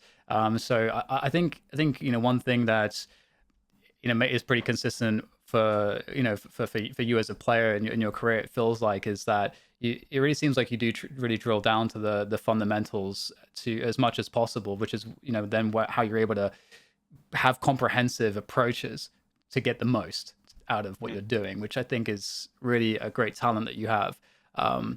And so so this is something actually that came up earlier as well. You mentioned that stylistic switch when it comes to playing Quake Champions, and I've seen, of course, for those that haven't seen your stream, you stream basically 2 things. You stream Quake Champions Duel and practice, and then you stream like Doom Eternal, where you're just destroying everything. And what struck me when you said that is like, it just clicked for me. I'm like, well, the way that you play that game is obviously you're just going pretty aggressive in that game. It's kind of the point. So is that part of the reason that you just get into more of that mindset of just going really fast and just confidently kind of just crushing stuff? Is there any connection? Am I just pulling it out of thin air? I think you're pulling a little bit. Okay, yeah. I've more had to like say since QuakeCon and before the Foundry and KeenCon came up, a lot of people were taking like a break. We just had a long season. we'd been playing for like 8 months, so it was harder to find practice. And the connection I was on was like pinging much worse to EU for some reason. I don't know why. I just started having bad routing, so I was like, for my mental sanity, I just need to not play high ping for a little bit, like really limit the amount that I do that. And so finding practice in NA was a little more difficult leading up to these two events. So I was like, okay, because the thing is, like, when you stop playing for a while and you come back to a game, you'll notice the game feels so much faster than usual. It takes like your mind a bit to like start to slow it down and certain things to just be instinctual again. Whereas I notice, like, if I'm just playing Doom Eternal and I'm playing on like the hardest difficulty, so like Ultra Nightmare and stuff like that, it's more of like that's a way to like keep my mind constantly thinking as well as aim training at the same time, because you have to think about so many factors. So where like then like if I was doing that and then I got a little bit of practice of Quake Champions, the game didn't feel like it was slowing, like that it was speeding up. It felt like it was at the same speed, if not a little slower, because my mind had been thinking about something more quickly. So then I was able to like maximize that practice, even if it was like a minimal amount. So I was just doing that and reviewing and then playing the amount that I could. And then what was I had more to say, but I can't remember part of the question. What was the other? Oh, I was just essentially drawing the connection between Doom Eternal and like is the that deliberate aggressive for practice? Yeah. Oh, okay. Well, as far as like the aggressive playstyle switch, I felt it was for a few things. I could play almost every champion at an elite level in the game. I'd say the one champ that I kind of have shied away from is over the years is Clutch, and it's not because I can't play it. It's because like sometimes, so you're already establishing that, hey, I'm gonna play with the biggest hitbox in the game, so you're gonna be able to hit me no matter what. And if you get some games where like you just really are not hitting as well, it just adds and just makes it so much harder to win. Whereas like if you have games where it feels like pretty smooth and pretty good and you're playing your game, like you could really make that champion work. But I felt like it just relied on you playing at your very best. So that's why like I shied away from playing it more often than not. But I could play 15 out of 16 at will. Like didn't matter, right? So I'm like, okay, I have all these stylistic options available to me, and then I just started thinking about the game and like I felt like how it should be played compared to like the round duel era. Was I just looked at it like, look at these like soft caps on armor that you have, and more often than not in these matchups, it just felt like controlling all the armor on the map felt more beneficial, and it felt like it applied more pressure to the opponent than controlling the mega health. And a big example is Corrupted Keep. So Corrupted Keep has two light armors. It has one near the nail gun, it has one near the rocket launcher, and then it has the heavy armor. And then you have the mega health. Whereas if you keep creating these type of fights, like little fights over and over, you make more value out of the armor. Because then, like, if you're creating situations where they have to fight you or they die, you're taking damage, and you can keep soaking up the light armors before you grab the heavy armor. And you could create this cycle where, like, at the end, so let's say the cycle ends, boom, you're 100 health. Let's say you're two medium champs. You're 100 health, 175 armor, compared to somebody that's now 175 health, 0 armor. So if that keeps happening, you're eventually going to find them and you're going to kill them. You're going to find a situation where they make one small mistake where they needed to make the choice between door number 1 or door number 2, and they chose the wrong one, and now it's over, right? And you just keep creating this constant impending doom of pressure, and it creates. It also only really works if you're timing really well. So if you're not timing really well, then it can lead to like sometimes like you overcommit for light armors, and then you end up dying because of it, or like you get caught out. And then take too much damage and they can get control back. But I felt like with the way that I timed and trying to play this style, like really felt like as close to trying to have full control in Quake Live as you possibly can within Quake Champions. It's something that you could kind of apply for like 2 to 4 minutes at a time sometimes. But eventually, if somebody realizes what's going on and they play correctly, they have to avoid you for like 2 full cycles, so that at the point it becomes like, okay, now it's like, why should I damage myself so much with rockets just to steal these light armors when they could be waiting for when I do that and then deal damage after, and now I've just negated everything. So and it's something that's really hard to do. It's really hard to stay completely hidden for like 1 to 2 minutes and deal no damage unless somebody just makes a huge mistake and runs into you for free. Like it makes it so hard. And I felt like a lot of the champions with movement helped you really push the tempo so that you could create fights over and over again to create those scenarios. And another part of why I felt like that was the best is because if you have two guys that are, so let's say you have a guy that's 175 health, 100 armor.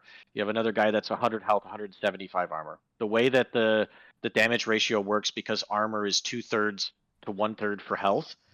If you get in an all-in LG battle and you deal the same amount of damage, the guy with the mega health will actually win because he'll be left with some health, whereas like the guy with the armor, he'll actually die with some armor left over.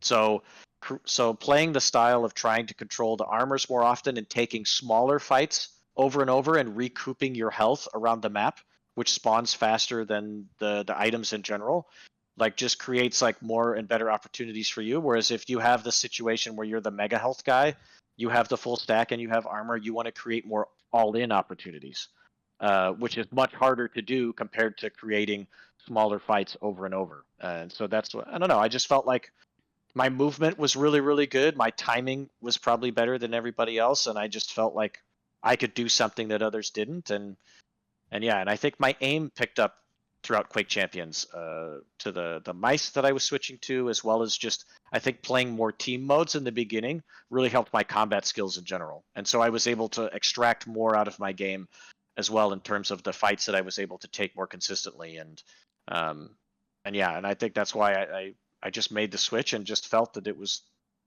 the best play style for me to do. And thankfully it's it's really worked out.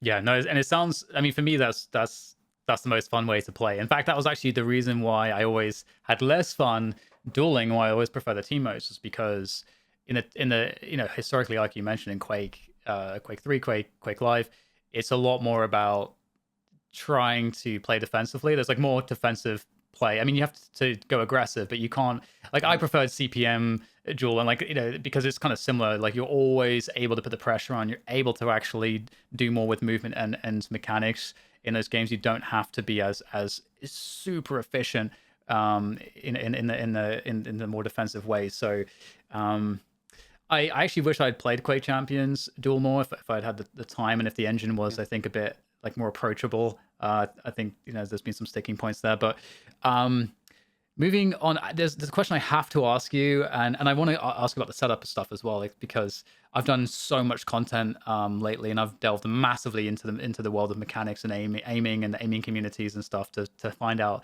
and extract the gems of knowledge that they've discovered over time. But I have to ask you about age, because, you know, this is something that's very often a conversation. Really? I have to, yeah. People talk about this all the time. They think, okay, you know, and there's this old thing, oh, you know, your reflexes get too slow, and well, obviously it's very just, you know, people just pulling this out of their asses. They're just, that's something that they, you know, think is the reason why you would be better or worse as you age. But what has your experience been as someone that's been playing for so long, and you're in your 30s now? Have you noticed age being a thing in any way at all for you? In some way, not so much from a day-to-day basis. I think the biggest thing is you can't take as much time away from the game. Like the biggest example is sometimes there was a period or two, in Quake Live, where like we had played like a bunch of tournaments in a row, and then there'd be a big gap, like 3 to 4 months before the next one. I would take like 1 to 2 months off. I would just not play. I was like, I'm burnt out. I just want to live life, hang out with friends, play other things, and I could come back and practice like it's nothing. And it would take like 1 to 2 days to get back into the rhythm, where like the game slows down and you're back into like learning and getting the most out of your shape and what you need to do. Whereas now, if I take like 2 weeks off and I don't play at all, I think it takes longer. It takes longer for the game to slow down. I noticed that, okay, it's a little bit more difficult. Like sometimes I'll come back and I'll be like, okay, my aim feels fine, but now it's like it's harder for me to mentally time as many items. So then I have to like specifically focus and practice, like not giving a shit about combat skills, but just like for like 2-3 days, just focusing on timing. That's it. just getting like back into the habit of continually doing that and processing, and then I can do it again, and it's no problem. So I think it's like just as we're aging, it's not necessarily that like our reflexes are going or that we're thinking slower. It's like that, dude. I've been aiming some of the best I've ever aimed the last couple of years. You know, like at certain periods of time, as well as like I think maybe I timed a little bit better in Quake Live than I have in Quake Champions, but not to the degree where it's obviously impacted me. Like I think that I've still timed really, really well. It's just Quake Champions is this weird thing where, like I said, with the cycles, sometimes you just end up having to stop timing the lights because there's this weird situation where neither player wants to take them, right? So it's not this constant timing of 4 to 5 items at a time all the time. So yeah, so I think it's just if you're able to play enough, you feel like you can support yourself, like financially, responsibilities and stuff, and you have the time. Like age isn't the problem. It's just like the older we get, the more things like get into our life in terms of responsibilities and decisions we have to make, to where maybe we can't allocate enough time to be able to maintain that level, to combine the experience with our reflexes still, and then the drop off happens a little more drastically in terms of not playing as consistent. I think that's just the biggest thing. So I think that's something that'll be interesting to see over the next, let's say, like, because obviously at some point I'll end up stop playing and I'll move into the next role, you know, within esports. Like I said, like when it comes to like coaching or something like that, right? But it'll be really interesting to see like how many players are able to kind of extend what has been the kind of cap limit of esports ages across different genres over the next 10 years. I think it's just if you are good enough and you get enough support where you can support yourself, I think that certain players could probably keep going. As well as like I definitely have to eat better now than I did when I was younger. So diet is much more important. Actually, something that I've done is kind of handicap myself in a way where like I will eat like shit for, let's say, like a month, and try to like practice and play the best that I can through that. But then once like tournament time comes up and it's like, you know, 3 to 4 weeks before then I start eating much healthier, and then up until like the last like 1 to 2 weeks, you really feel the difference mentally, and you're like, wow, like I'm playing so much better and like thinking so much clearer, like, and it just feels like weights are being lifted off. And so then you go into the tournament like really fresh, by like eating well, hydrating really well. Drinking water is super important. You can't just, even though I'm sponsored by Monster because they sponsor Team Liquid, you can't just drink energy drinks all the time. You have to be drinking water as well. You have to be taking care of yourself. You have to sleep well.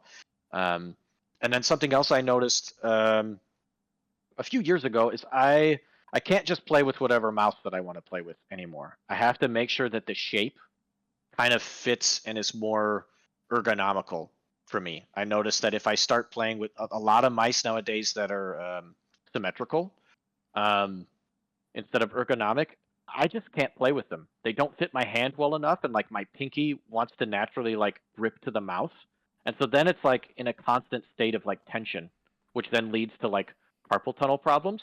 But if I play with like an ergonomic shape, then that part of my hand is at rest and is fine. So then I don't really run into those issues, and I can play as much as is needed for practice and whatnot. As well as just, it's just simple. Like just look up stuff on YouTube. Like if you're having some hand problems, like look up hand stretches, massages, things like that, like to take care of yourself. Like as fun as gaming is, it is not healthy to just sit there all day and to play I games. don't know. Like you need fake to be news. doing something to like take care and maintain your body, even if it's just a little bit. So yeah, like, and then funnily enough, I was talking to Victor, the CEO of Liquid, recently, and talking about how like this year in particular, because like I said, like I've been eating like crap, and then I'll start eating better, like leading up to tournaments. And something that I haven't really been implementing for myself is like better like workouts. I haven't really worked out much at all, but I want to see like, okay, now that I know like this as I'm getting older and how I'm feeling, how much better do I think I can feel if I work out in a specific way? Like focusing more like I think on like let's say cardio and then like resistance training and strengthening for areas that like help deal with like posture and like your neck and like maintaining like your wrist and your forearm, which is heavily involved within gaming, and see how much like it really helps bring out the small extra percentages of your game like over the next year, and see how that helps. I don't mean like working out in terms of like let me get as bulk as I can, because I don't think that that's like effective for what you need to do. But something just like nice and simple and easy to like to maintain, and just an overall healthier lifestyle, and see like how much better that is. Yeah, it's actually really interesting. Firstly, if you guys are hearing some of this information for the first time, I have an episode with a performance dietitian specifically about drinking water on the channel, and also about nutrition and match day nutrition and performance. You know, he's a performance dietitian, and you know, that's his thing. So we talked a lot about that. So if you're looking for protocols or want to go really deep there, and it's something that you'd probably have to pay a shitload of money to, you know, for, otherwise you can get it for free on if you find the videos I've done with Casey. All that stuff is super important. The exercise thing, I just saw a quick clip from a Huberman clip today as well, where he actually spoke specifically about how, you know, you can't just lift. Lifting is not just going to help you. Actually, it's the cardiovascular work that actually has the greatest cognitive benefits. But at the same time, you want to lift because you want to make sure you're actually resistant to injury, because, you know, injury, aches and pains. This is actually something that's super common with people that just do cardio and just do running and don't train, but to do, resistance training where they're stimulating muscle growth and more bone density and the rest of it. So you want to have a bit of everything, and but it does all add up. It absolutely all adds up. And I think another aspect to it is you're treating yourself like an athlete can also add up as well. I think some people don't identify enough with this high performance machine that they're trying to create just by playing. So I love that. Okay. So I think one thing I want to ask is, in terms of performance, when it comes to some of the pros, what do you think is the most common sticking point that holds people back, that you may have observed, that you look at and you think, if they just sort of focus their attention here, is the area the practice approach? Is it the nutrition? Like, what do you think is the most common sticking point that holds that's a pros good back? question. I think part of it is like trying to bring out the best, like listening to your body, like nutrition. And the biggest thing is like, and I could give like 2 examples, because I think a lot of it is like how you eat regularly, and even like when you're practicing, compared to once it's like tournament day and you're nervous and anxious. Dude, I've been competing for so long, and still, even at KeenCon, I could barely eat at breakfast. I'm like forcing myself to eat like as much as I can stomach, just because of, tournament nerves. But like understanding that, and like how to work around it, and what you need to do to make sure that you're not like crashing mentally during the day. I know, like, I think Fatalities talked about it before, where for him, he kind of did like the intermittent fasting, and that's like what worked for him, where he would eat a lot like in the evening, like after the tournament was done, but like in the morning he would like barely have anything. He would have something healthy, maybe like a banana or like some oatmeal or something, but then throughout the whole day he's like not eating. He's just drinking water, because he felt like, the time for his body, like digestion just would slow him down so much. So he just was like, this is just how I'm gonna like set it up. But he would do it during practice as well. Like that was like the kind of routine he would get himself in to try to simulate, what it's like being at a tournament. And so that's kind of like I don't do the exact same, but I try to, as it gets closer, like the 2 weeks before the tournament, I start to try to eat at the times that I'm gonna need to eat during the tournament, as well as like just paying attention to, like, I know that I'm not gonna be able to eat a lot at breakfast time. So what do I need to do? I need to find good healthy snacks like nuts, bananas, apples, things like that, to eat during the day, little bits, or even some like bits of like chocolate that might have fruit in them, to give a little like boost during the day when I can't eat as much. And then, just try to force myself to eat like a nice like healthy salad of some sort, nothing greasy, like for lunch. And if you don't eat at all, it's okay. You're just still doing something to keep yourself going. I think a lot of people kind of either underestimate that or just don't pay attention to like what their body needs, and they could play even better. Yeah. Other than that, I think just outside of that, I think just trying to do what I've done is just take practice a little more seriously. It's not as though I'm saying that like people have taken it as a joke, you know what I mean? But I think like just creating more what is the tournament environment going to be like and being in that mindset, as well as just I think reviewing like people really trying to get better at finding the things that they can through review, I think would help a lot, and that goes across all esports.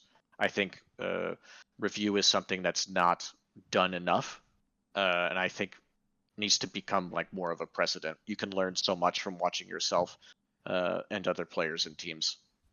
I think it's invaluable. And I'd have to say, like the biggest example for me, like why I felt it was so positive, was my favorite NFL player growing up was Peyton Manning. I loved watching Peyton Manning. I thought he was the best quarterback. Obviously, you know, Tom Brady has the most titles, and he's also amazing. But like when watching them and seeing what made them feel special, the whole thing with Peyton was review and him trying to be adaptable, like trying to change the meta of offense in the NFL in terms of you would go to the play, you'd have a play at the line of scrimmage, but then always constantly audibling. Like if it doesn't look good, don't run the play. Change that shit. And always doing that, knowing that based off of certain like subtle reads and cues from the defense and their setup positions to be able to be adaptable and to be balanced. And that's something that I noticed and like what made him so successful over the years. And I felt like I could do the same like for Quake, like just demo review or nowadays VOD review, unfortunately, because Quake Champions hasn't had demos. But yeah, it's the same thing. I just think reviewing is just so important. And if you look at all sports, like all of the major sports, the teams that are doing the best do the most homework. Yeah, amen to that. One quick thing I'll add as well is that I learned from Casey. I learned so much having the opportunity to work with some of these people that I got to work with when I was a general manager at 100 Thieves.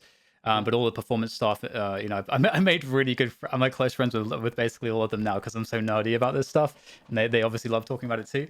But you know, one thing that he mentioned is that you know, fatty foods, like, you know, you mentioned greasy stuff, that kind of has a pretty, it makes you very sluggish cognitively, so it's like something you really need to avoid on those match days. And it's interesting too because there's other things that I didn't really ever quite think about, but it's kind of obvious when you do. When you, like you already mentioned, you have a lot of adrenaline on a match day, and that changes the way that your body, you know, interacts with food. You know, all the blood's going to your extremities, and like, you know, your nervous system gets dialed up in certain ways. So all of the you know, can't just like, it's not normal anymore. And it's funny what you said with what Fatality was doing, because one of the things that Casey you know, told me about having this eating protocol and the kinds of things that you would eat in the kind of, depending on the window before the performance starts, he would say that, okay, after the performance, okay, then, you know, yeah, have a big meal where you're going to have some of that fatty stuff that, you know, get some of that good stuff in that you wouldn't be able to eat beforehand. So it kind of sounds like Fatality was actually, you know, happened on a lot of best practices when there wasn't really maybe the awareness whatsoever or research around some of that stuff. So it's really quite cool to see that, because for those of you that don't know, Fatality is like one of the absolute first FPS professional PC. I mean, he might be the biggest name first FPS professional player, I suppose. So absolute legends in that sense. And I think because I agree, there wasn't a lot of that in terms of like trying to bring that out in terms of esports players back then. And Fatality was a little bit he's like literally just before my time in terms of like getting to play and whatnot. But I think the biggest thing is because he always loved playing sports. If I remember right, he played a lot of tennis. Yeah. I know he loves playing golf now, even still, and he's always been down to like play whatever. He's a very competitive person, and I think being as competitive as he is and being that athletic when he was young just kind of made him realize like how important that was as well, you know. And I mean, even growing up like through the Quake Live era, and you look at the Counter-Strike era, there were a lot of players that like had like you know, a sports background in terms of like growing up, and we're always competing in that. And then it's the same. Like I loved playing basketball growing up. Like I loved playing sports. I love being active, but I think it's just the competitive drive that you feel from the game is like better. If it's like the same, if not better, sometimes. I think that's what draws people that have been in athletics to esports. It's not as though that you have to have done it. I think it just helps in terms of um, understanding practice structure, how to learn, how to deal with others type thing. It also helps, and so that's why I think you naturally see like some athletes do really really well when they when they play esports. Yeah, and it sounds like too for you, you like obviously you jumped into Overwatch briefly. I know that wasn't really ultimately a fit, I suppose, because you didn't stick around. But based on the because when I asked you to like to describe like Quake theory, you immediately went to the first principle stuff, and so that leads me to believe that you could apply all of this. All of these approaches to pretty much any game, and you would probably be able to get very good at it pretty quickly because you're looking at it just in the correct fashion. Do you feel like that's true? Do you feel like if you had the interest, you could jump into a different FPS genre and get very good at it? I think if it's something along the lines of like Quake, Overwatch, something that's a little faster, Okay. I think yes, because I think it the way that I think about the game and how quickly I think about things, I think that helps. Whereas like as well as those games typically don't require as much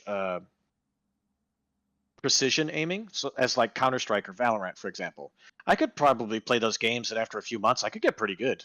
But as far as like reaching the super elite level, A, I think it would take a long time, and B, it doesn't necessarily fit my skill sets. Like the games are a little bit slower, and so what my strengths are in terms of like creating more situations more frequently and quicker to try to gain little advantages, that doesn't happen as often. It comes down to like a willy won't he situation. Like, does he hit the shot? Does he not? And my aim is pretty good, but I definitely think that there are people out there that aim better than me. So in terms of like, even when I played Overwatch, like my aim isn't terrible at all, but I think that's something that set apart like the other DPS from myself when I played like DPS/flex is because they hit like the hit scan shots for like headshots and stuff just a bit better and just a bit more consistently than I did, and I think that's what like made them more successful at it. But in terms of like getting a base level and being pretty good at games like that, yeah, I think I could do it. Are you able to talk about or reference the mouse that you have? I noticed earlier, and I don't know if there's like a sponsor clash and you're not able to say the name, or if you just didn't choose to. Are you able to say like what mouse you switched to? I can kind of talk about that. Okay. Yes. Okay. So when I went into Quake Champions at the time, Team Liquid was sponsored by Razer, and so I had to swap, and I was using the Razer Abyssus V2 for a bit. And I was doing okay with it. It felt pretty good, but then there definitely was a tournament where I had, and unfortunately, it was the biggest one in the beginning, the $1 million tournament, where the drivers. It was like, okay, I had to choose. Do I want my sensitivity to feel normal, but not play with the drivers and only play with 125 mouse hertz? So then flicking is horrible. Or do I want to play with the drivers, but the drivers have messed with, there's like Excel problems within Synapse at that time. And so then the hertz would be fine, but then everything felt all over the place. So I decided to play without the drivers, and it definitely impacted my play a bit. I was not able to like aim as well as usual. But then I think like at the end of that year, so yeah, going into 2018, like Alienware decided they wanted to fully commit with Team Liquid in like a larger aspect. They wanted to be like not just their computer supplier, but like everything. So like headsets, mouse, keyboard, all that stuff, monitor, everything. But they knew like at the time that their like peripherals were not good enough, so they let us use whatever we wanted. And so I was like looking around at the time at like what some other players were using, and I saw that Waz and a few others had been playing with the Zowie EC2A White, and so I gave it a try, and I loved it. Like it took a little bit of adjustment time, but I started using that in, I think it was like April of 2018, so like a month or two before our first like 2v2 tournament that year. And I think like with playing all the 2v2 that year, like having to play such combat intensive, like team mode. Really helped me adjust in time, and obviously I was really successful with that mouse for quite a few years. And I really liked the sensor in it because it felt very one-to-one. If I move it quickly this way or I move it smoothly, it will always go the same distance. Whereas like other sensors, you feel that there's like latent positive accel or negative accel in them. And that's why I stuck with that sensor for so long. Whereas like sensors now don't feel like that at all. And that's why I stuck with the mouse for as long as I could. But then it just got to the point where it's like it's too difficult to find replacements anymore when it does break down just from overuse. So then I switched September of 2022. So very shortly after the QPL finals for season 3. I switched to the Razer Death Adder V3, and that's what I've been on since then. But even that has taken me some adjustment because that has its problem where it has negative accel within the sensor. So I went for years without playing with it. It's such a weird thing where in Quake Live I was somebody who played with so much mouse accel, but then in Quake Champions I actually liked playing without it because of the different type of mouse movements that you needed for the game with different like champion styles. Like primarily the CPM movement felt much better without mouse accel than with. So I had played without mouse accel for quite some time, but I had to like relearn and try to fine tune and find something that felt as close as possible.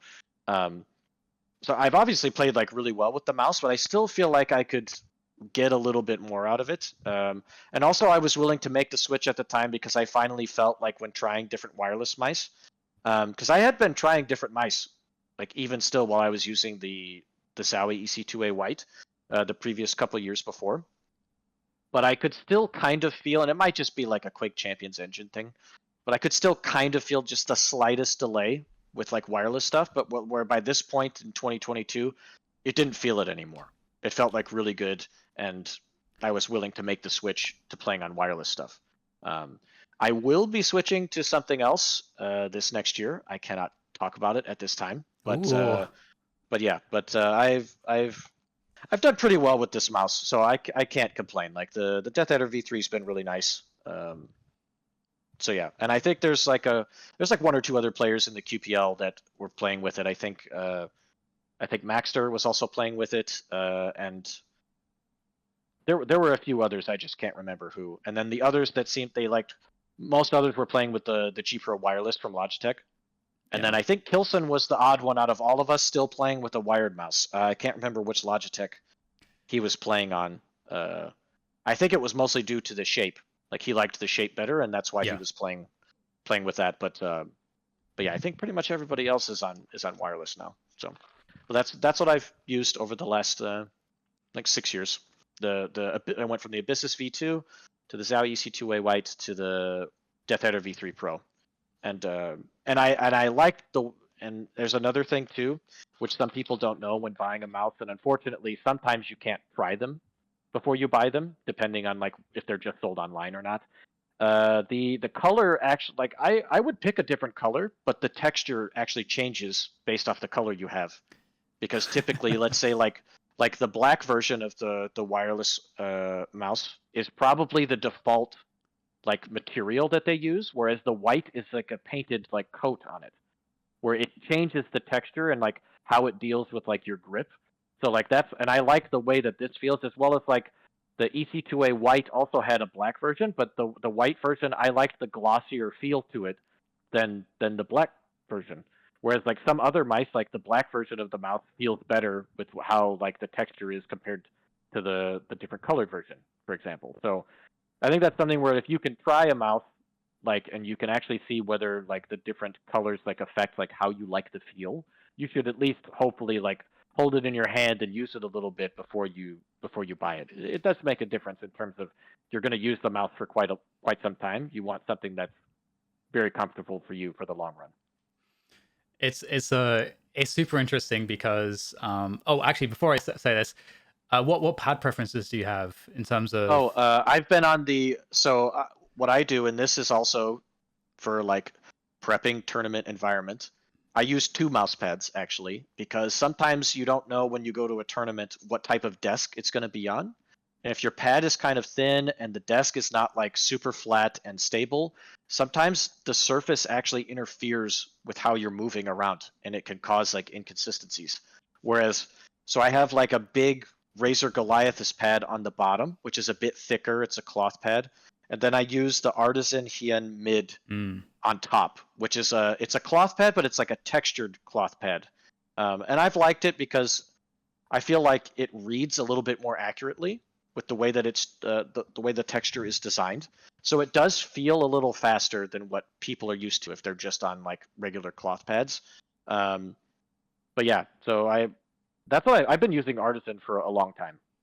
Yeah. I think Lincoln, the phenomenal Quake team player, was the first to introduce me to it, and I liked it so much when trying it. I can't remember which QuakeCon he showed me. It was like 2013 or 2014, and then ever since then, I've been using them. I love the pads. Yeah, they really blew up a lot. These like Japanese pads are very expensive because of the imports, but they're actually very cheap over there. But I think especially lately, last 2-3 years, I think there's like a lot of cloth pads now that feels like they're kind of breaking in to that territory. Because I think like once people did find out about the Artisans, I have one too. They're actually really exceptional. It's pretty impressive. Although I'm on a glass pad now, a sky pad. You're on Skypad. I think nice. Effortless and Cygib were playing on glass pads as well. They're I really still don't know nice. how they aim so well. Dude, they're I really tried, nice. and it's so fast. So. Yeah, takes some getting used to, that's for sure.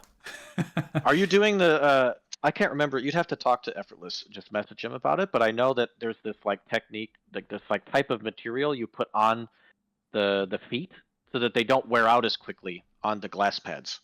Like there's just like, and it's like pretty cheap to buy, and then you just put them over them, and then yeah, you use, and it like feels pretty much the same in terms of like the like how you swipe it. So I know like every time he gets it, he uses them, and it's super cheap to replace like every few months or whatever. Instead of like the feet go bad and then you have to deal with constantly replacing the feet itself. You know what? It's so interesting because I've been delving into the aim training communities, and they're all of course obsessed by all these things. They got me onto the dots. I don't know if you even heard of those, but there's like the mouse skates that are just dots, and because they're just very small little Teflon dots, PTFE dots, that changes the amount of like surface area, so that the feel is different in terms of whether it's like more or less control and so on. And I'd never even thought about the surface area of the mouse feet, because of course lots of different brands will have way different mouse feet. Some have like really huge ones, like you mentioned the G Pro, for example. That one has like really huge feet. It's just like just they're almost the size, the width of the actual mouse, and some have like very small small surface areas. So I had never considered that. So there's so many things that I've been learning. But no, yeah, you'll have to share it with me later. Yeah, I haven't heard about it. Definitely, because they're quite cheap and they're very easy to replace quickly because they're just dots. So yeah, I'll send you the info. But one thing that you mentioned again, which is because I've been trying to test a lot of these assumptions that we had about aiming over the various years against what the aiming communities have found to be and tested to be somewhat the truth and through evidence. And what's really insane, I don't know if you've really seen some of these guys, but some of the best aim training players, and aim training really is just mouse control. They have a range of sensitivities that they can play on between like 20 cm to like 80, 100 cm, where one person can change the sense wildly and be exceptionally good on all of those different sensitivities. Which for me, that was like one of the that was a huge thing. It's like, oh, you have to play on the same sense, right? And so that was a myth that got destroyed for me, and I was like, oh, okay, this is very interesting. What other misconceptions do I have? And it's been interesting going down this rabbit hole, because one thing that you mentioned a couple things with your selection of a mouse, where you said that essentially you prioritize the shape, and that seems to be really important, because the grip's not really that important. What's just important is the comfort on the shape and then tension. And you mentioned the tension being part of the driver behind how you decided which shape to choose. And one of the things that the aim training coaches will try to suggest people do is using aim trainers, because you're focused on almost nothing comparatively to like any game where you have to be juggling so many different focuses and tasks. You can actually train your tension management. So the amount of tension in your arm when you're aiming, you can actually train that. So it's interesting that you selected for a mouse where you considered tension, because that's actually such a critically important aspect of aiming that a lot of people don't really think about. So I found that quite interesting that you mentioned that. So I probably wouldn't have asked any of these questions relating to setup had I not been so in depth into that community at the moment. But I'm sure a lot of people will really appreciate hearing about how you've made some of these decisions and what you've been using. Yeah, and I think just in general, people should, and it goes along with the tension like control. Just think about whether you're holding the mouse like in a way that you should. I feel like some people the claw grip works. For others, it probably just hurts their hand like over time, and they're just doing it because they don't know any better, that they should be playing differently, because maybe when the mouse that they grew up with was super small, and so that's how they had to play. Whereas like now they have options. They can do something different that feels more comfortable and is more reliable for them overall. So yeah, because I have this weird, like, I don't play with a claw grip and I don't play with a palm grip. I have this like in between, like grip. Whereas I used to have with the WMO in Quake Live, like I used to have a claw grip with that mouse, like definitely. Like I think pretty much everybody that played with it did. I know Jibo had a big claw grip with it. I know Cooler did. Fox might have been a little different, but yeah. But then once I've like have gotten to different mice and played them, I'm like, no, that doesn't feel as good and brings out as much from my game. So I've like just adapted to playing differently, and yeah, I'm like in between the two now. Awesome. Yeah, I love that too, because it's kind of, it reminds me actually there, because this is another thing too, is that people obsess over grip and so on, and it's, you can classify them, but like you said, everyone's hand, the physiology and interactions are all a little bit different, and it's so it's ultimately not super important. And it reminds me, I used to have this mechanical issue with my squats, and I went to this physical therapist because I had all these shoulder issues. So I was having a lot of trouble with like having to kind of relearn squatting. And he said, okay, just jump for me, just do a jump. And so I did a jump, and he's like, that's how you squat. It's like, it's just it's just very simple, but I was overcomplicating it. And my body was basically, it knew how to do the movement, but I was kind of fucking with it essentially by over focusing on the injuries and these different things, and I was messing up my own mechanics. I think grip is kind of similar. Just grip the mouse. Does it feel comfortable or does it not? There you go. There's your grip. And you don't need to obsess over it, but it's very easy to do that when we want better performance all the time. So right. All right, so we touched on the coaching stuff a little bit, and I got to say, when I was, I don't know if this is if I've spoken about this much. I mean, I feel like they have in some podcast somewhere maybe, but for all of you, I actually tried to bring Rapha over to be like a performance coach for 100 Thieves whilst I was working with them, because I was thinking to myself, okay, there's someone that knows how to win. It's Rapha, and someone that would have the respect of the players too, because that's also hard to come by. And I think everybody sort of, even if they're kind of new zoomies and they don't necessarily they don't know anything about esports history before the year 2018 or something, I feel like there is still a sense as to what Quake is for a lot of people, and a lot of inherent respect, which is really cool. So I was trying to get Rapha. I tried to convince him. I tried to wine and dine him. I nagged him multiple times to try to get him to join the team, but it didn't work out because he wanted to play. He's so selfish. But either way, do you know how many titles, how many trophies have you won? How many LANs have you won? Do you know the number? You must know the number, maybe. Do you know the number? Are you looking at it now? So I don't know. I was like, oh, I'm gonna count, and I was like, what? I don't know if this is all accurate. Maybe I should just ask him, because there's a lot of first places. It's got to be at least like. Do you have the link? I can look at it now. So I have the Liquipedia, but I don't know if that's gonna have everything on it. I'm gonna link it to you. There it is. Yeah. All right. Started from the bottom. Hold on. Okay. So far, so good. I mean, there's like probably like a very small like LAN or two that's not on here, and that's totally fine. Like it's not a big deal. But let's see.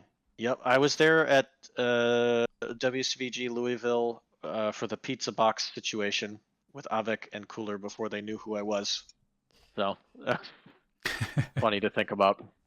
Let's see.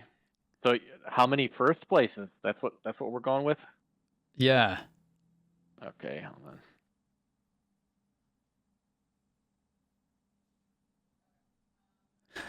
There's at least like 50 or 50, 60 here. There's like, that's my guess. It's like between 50 to 60 based on my quick kind of scan through the Wikipedia. Yeah, because I'm looking up here as well. There was like, it looks like, because for Quake Live there was a couple online tournaments that EG threw where there was like at the time like laptops worth like $3,000 Nice. and then some cash. They're not listed here, but pretty much everything seems to be listed. It's a lot. I lost count. I'd have to start over. It's funny because I thought to myself, I wonder if Raph is like the guy that like after a tournament he's like, okay, 62, you know, like you know. No, the only one I was doing that for was QuakeCon because of and the thing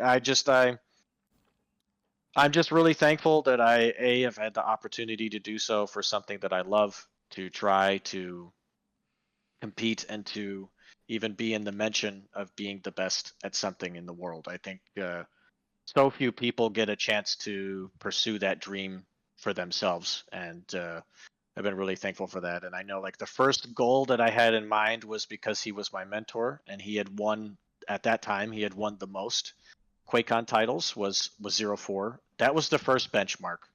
Was like I wanted to see if I could equal him in terms of eventually winning as many titles. And then once it got to that point, there was a race between Cypher and I because we had this weird thing going. I don't know. It's also been this weird thing with Kilson, which I'll get into, but we're like at QuakeCon, Cypher and I would somehow never face each other in the final, but we would swap years winning.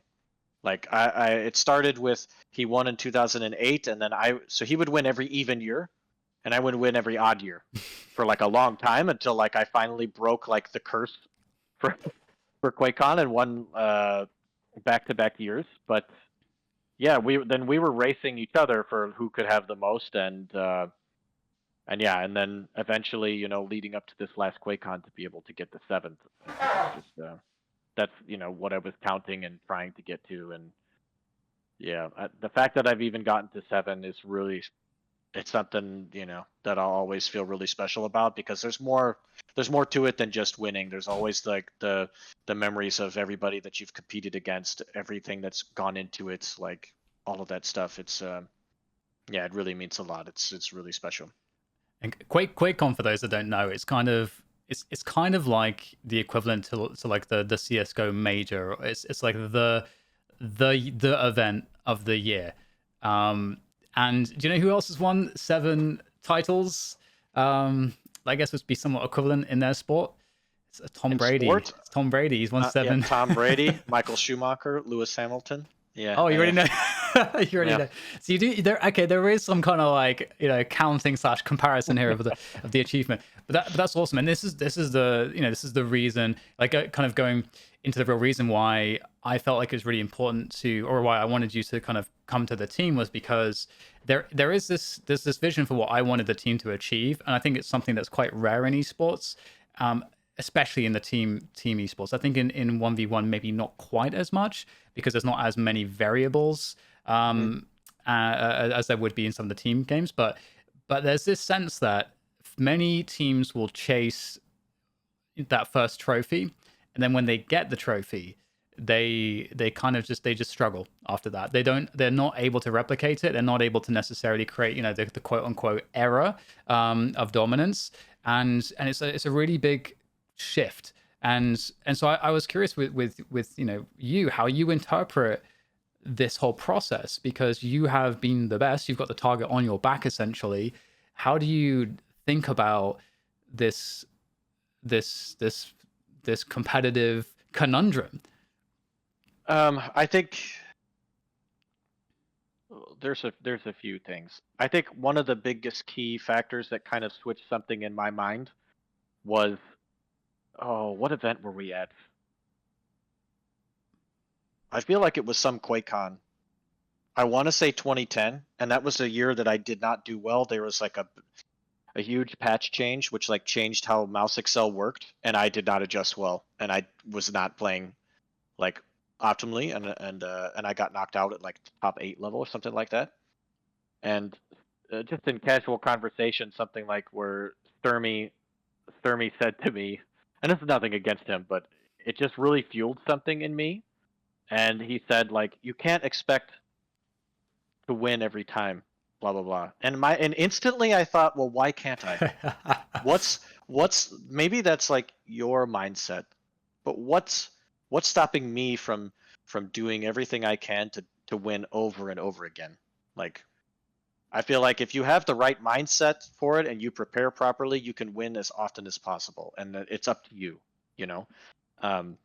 And that's what I'm like looking through this. Like, yes, there's a lot of firsts, but as well as there's, I've lost too, and like, why do we fall down, Master Wayne?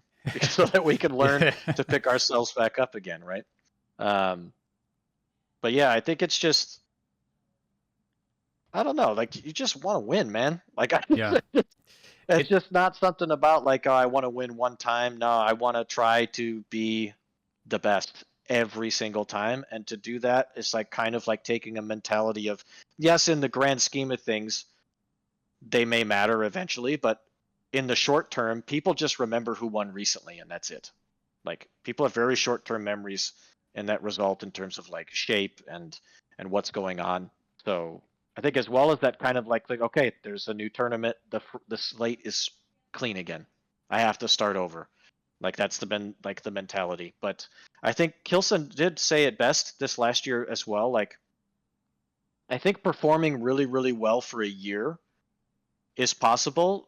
Performing really, really well back-to-back years is so hard. I think just because of not necessarily like motivation, it's just it is very draining to be in that mindset day in and day out and doing what you need to do to take care of yourself, to practice, to prepare, the stress of competing itself, everything that goes with it. Like, it's really hard to maintain that over and over again for like 2 years in a row. I think that's also why, like, the same thing with Kilson. I don't, we haven't played in a final of the QPL. It's been this like trading titles thing, right? Whereas like, for some reason, just not able to maintain that shape consistently to be able to meet each other, even though we're both champions. And the same thing with Cypher when it came to QuakeCon. We met each other in finals at other tournaments, but for some reason at QuakeCon, like, trying to win back to back, it just took out so much and was really, really hard to do. But it's not as though we never had the goal of doing that. You know what I mean? I still had the mindset of like, I can do it every single year. I think that you have to, and it's no disrespect to anybody else. Like I've always said, competing is such a fine line and balance of ego and humility. Like, you need to be able to believe that no matter how good everybody else is, you can still somehow figure out a way to beat them. But still realizing and having the humility of knowing the time that you need to put in, knowing how you need to prepare, and what you need to bring out of yourself to win because of how good that they are. Not ever looking at it, in the terms of I'm better than everybody else. Like, this is what it's going to take to beat them, and to having that mindset over and over.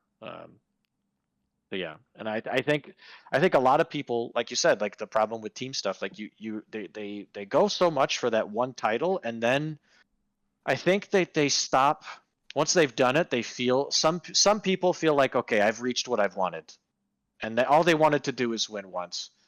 But then others, I think it's not necessarily that they don't want to win again, but they don't put in the same work to do it again. Because I think it's much different chasing a title for the same time and the type of motivation and drive that you have inside to do that, compared to the feeling of you're the one on top and now everybody is chasing you to pull you down. It is a very different feeling and experience, and like the way that you need to mentally prepare yourself and continue to play. It's a different thing, and I think some people just really struggle to adapt to that. Yeah, that's why I think it's not super common to constantly see like people winning back to back over and over again, regardless of the esport. Yeah, Yeah, I think it's really interesting to look at. I think it's totally fascinating, and it's obviously again with the general manager role, it's the thing that's as far as you're looking. Your job is to make the team win long term. That's like one of the only things you're really thinking about is how do I achieve that. And Mhm. it's interesting because when you have more like a bunch of different players, there is this kind of diffusion of responsibility almost where you need to have people unified in a way which is it's kind of like for you as a 1v1 player, it's easy for you to be like I'm deciding how I think, but in a team setting you have to have everybody thinking in the same way so that everyone's pulling in the same direction, with the same level of operational Mhm. standards and effort and and values. And that's very hard to achieve. And that's what team culture is. And building that team culture is quite challenging, especially in esports environments that are quite volatile, where you might have players coming in and out, you might have coaches coming in and out. And there's a book that I think everyone should read who are interested in team sports. And the book is called Legacy, by James Kerr. And the book is an exploration into, well, it's more actually it's less of an exploration. It's more of just essentially saying what the principles are of the New Zealand All Blacks, because they're the most winning team in sports history. So the Mhm. whole kind of exploration, what's being detailed is all of the different values that they have and how they achieved an incredible team culture and how they've done so in over such a long period of time, where there are coaches and players changing all of the time, but it doesn't matter because whoever comes in is coming into a team culture that's been established correctly and very well for a long time. And so that culture is everything, and it's really interesting once you have that diffusion. There's multiple people. It gets really complicated. It gets really complicated pretty quickly. Yeah. And I think you can see it sometimes just in other sports in general, like where um, you see teams have like a dynasty era for a while, but then the team culture of trying to hold on to that is done in the wrong way. Where sometimes I think people feel like certain things are expected to happen. You know what I mean? And so they don't, Yeah. even subconsciously, they may not be giving their 110%. And it ends up leading to small mistakes here or there, which let your opportunities, just slip through your fingers. Um, I'd say like a big example is here from two perspectives. One from the NFL, from being from the Chicago area, and how Bears fans built up and loved the '85 Bears. Right, that's all you heard about for years, and like I don't know, there's this weird cultural expectation of it to happen again, just like it's just meant to happen when that's not how things work out. Yeah. the same the same with here being in Dallas and the Dallas dynasty of the '90s, like, and this I don't know. I just feel like the culture of that organization has been like kind of falling into the same pitfall of trying to recreate it, but recreating it in all the wrong aspects. You know. Um, so yeah, I think that you have to create it in a sense of you need to motivate and try to create a culture where people want to give their all to be mentioned and be thought of in that sense, where like not just like the title that you won in this era and this era are separate, but that they're one. You know what I mean? And I think just I don't know, some people don't realize the sacrifices that you have to make those things happen. Yeah, I mean, and it's particularly difficult too because it does take let's say like a modern team environment in the top flight esports games, like whether it's a mobile like League or Dota or Counter Hmm. Strike or Valorant. Like these games have like pretty specific schedules, and so looking at it practically speaking is kind of different too compared with a 1v1 title, in the sense that because again you're having to deal with an entire team of players and all these different individuals who have their own needs. You have like you have your off season, so you got this like point of time where you can implement or spend the time like figuring out what the changes are, after Hmm. reviewing the season. What are the changes we need to what are the things that we need to fix? What are the things that we want to keep? What do we want to throw away? All these different conversations you have in the off season, and then you can then set a new framework for everything, whether it's like the practice regimen, the player development, or the talent, like whatever it is, all the different areas, you can set a new framework. But once you actually get into the season again, or close to it, you can't really, you're kind of locked in. You can't suddenly just change stuff. You need to see things play out. So because of that, the way that changes happen is incrementally, season to season. And so there's no, I mean, there's obviously examples from traditional sports as to how you should do this, but it does still take time to figure it out. And I think probably like 3 years, honestly, to establish a high level culture that really will generate, back to back, champions in the team setting is probably what's needed in most cases to really get to that. And I don't think we have that in esports, because if you look at all the top team esports, it's kind of rare that you get consistent people winning every trophy again and again and again. The only team I can think of that did it was Astralis in CS, where they actually managed to do that at a very competitive level, and it is because they had the best culture. Like they were doing everything right, and all of the practices that they had in terms of how they incorporated, and like, I mean, it goes down to how the team is structured, where all the power is, the responsibilities, like who is empowered to do what, how people, how the players are empowered to take responsibility in certain ways. There's so many different nuances to it.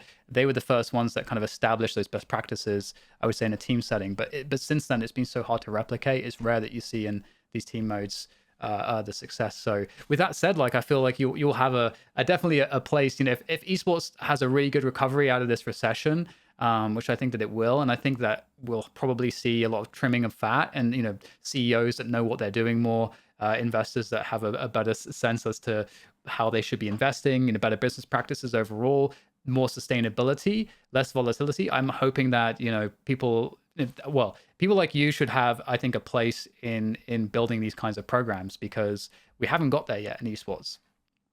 Yeah, I hope so. I hope that's what ends up happening, because I kind of agree. I think from talking with players from different games, different teams, like the biggest thing right now is like you were saying, like you need to have a team that respects that the coach knows what they're talking about and believes in their message at the end of the day. Whereas I think like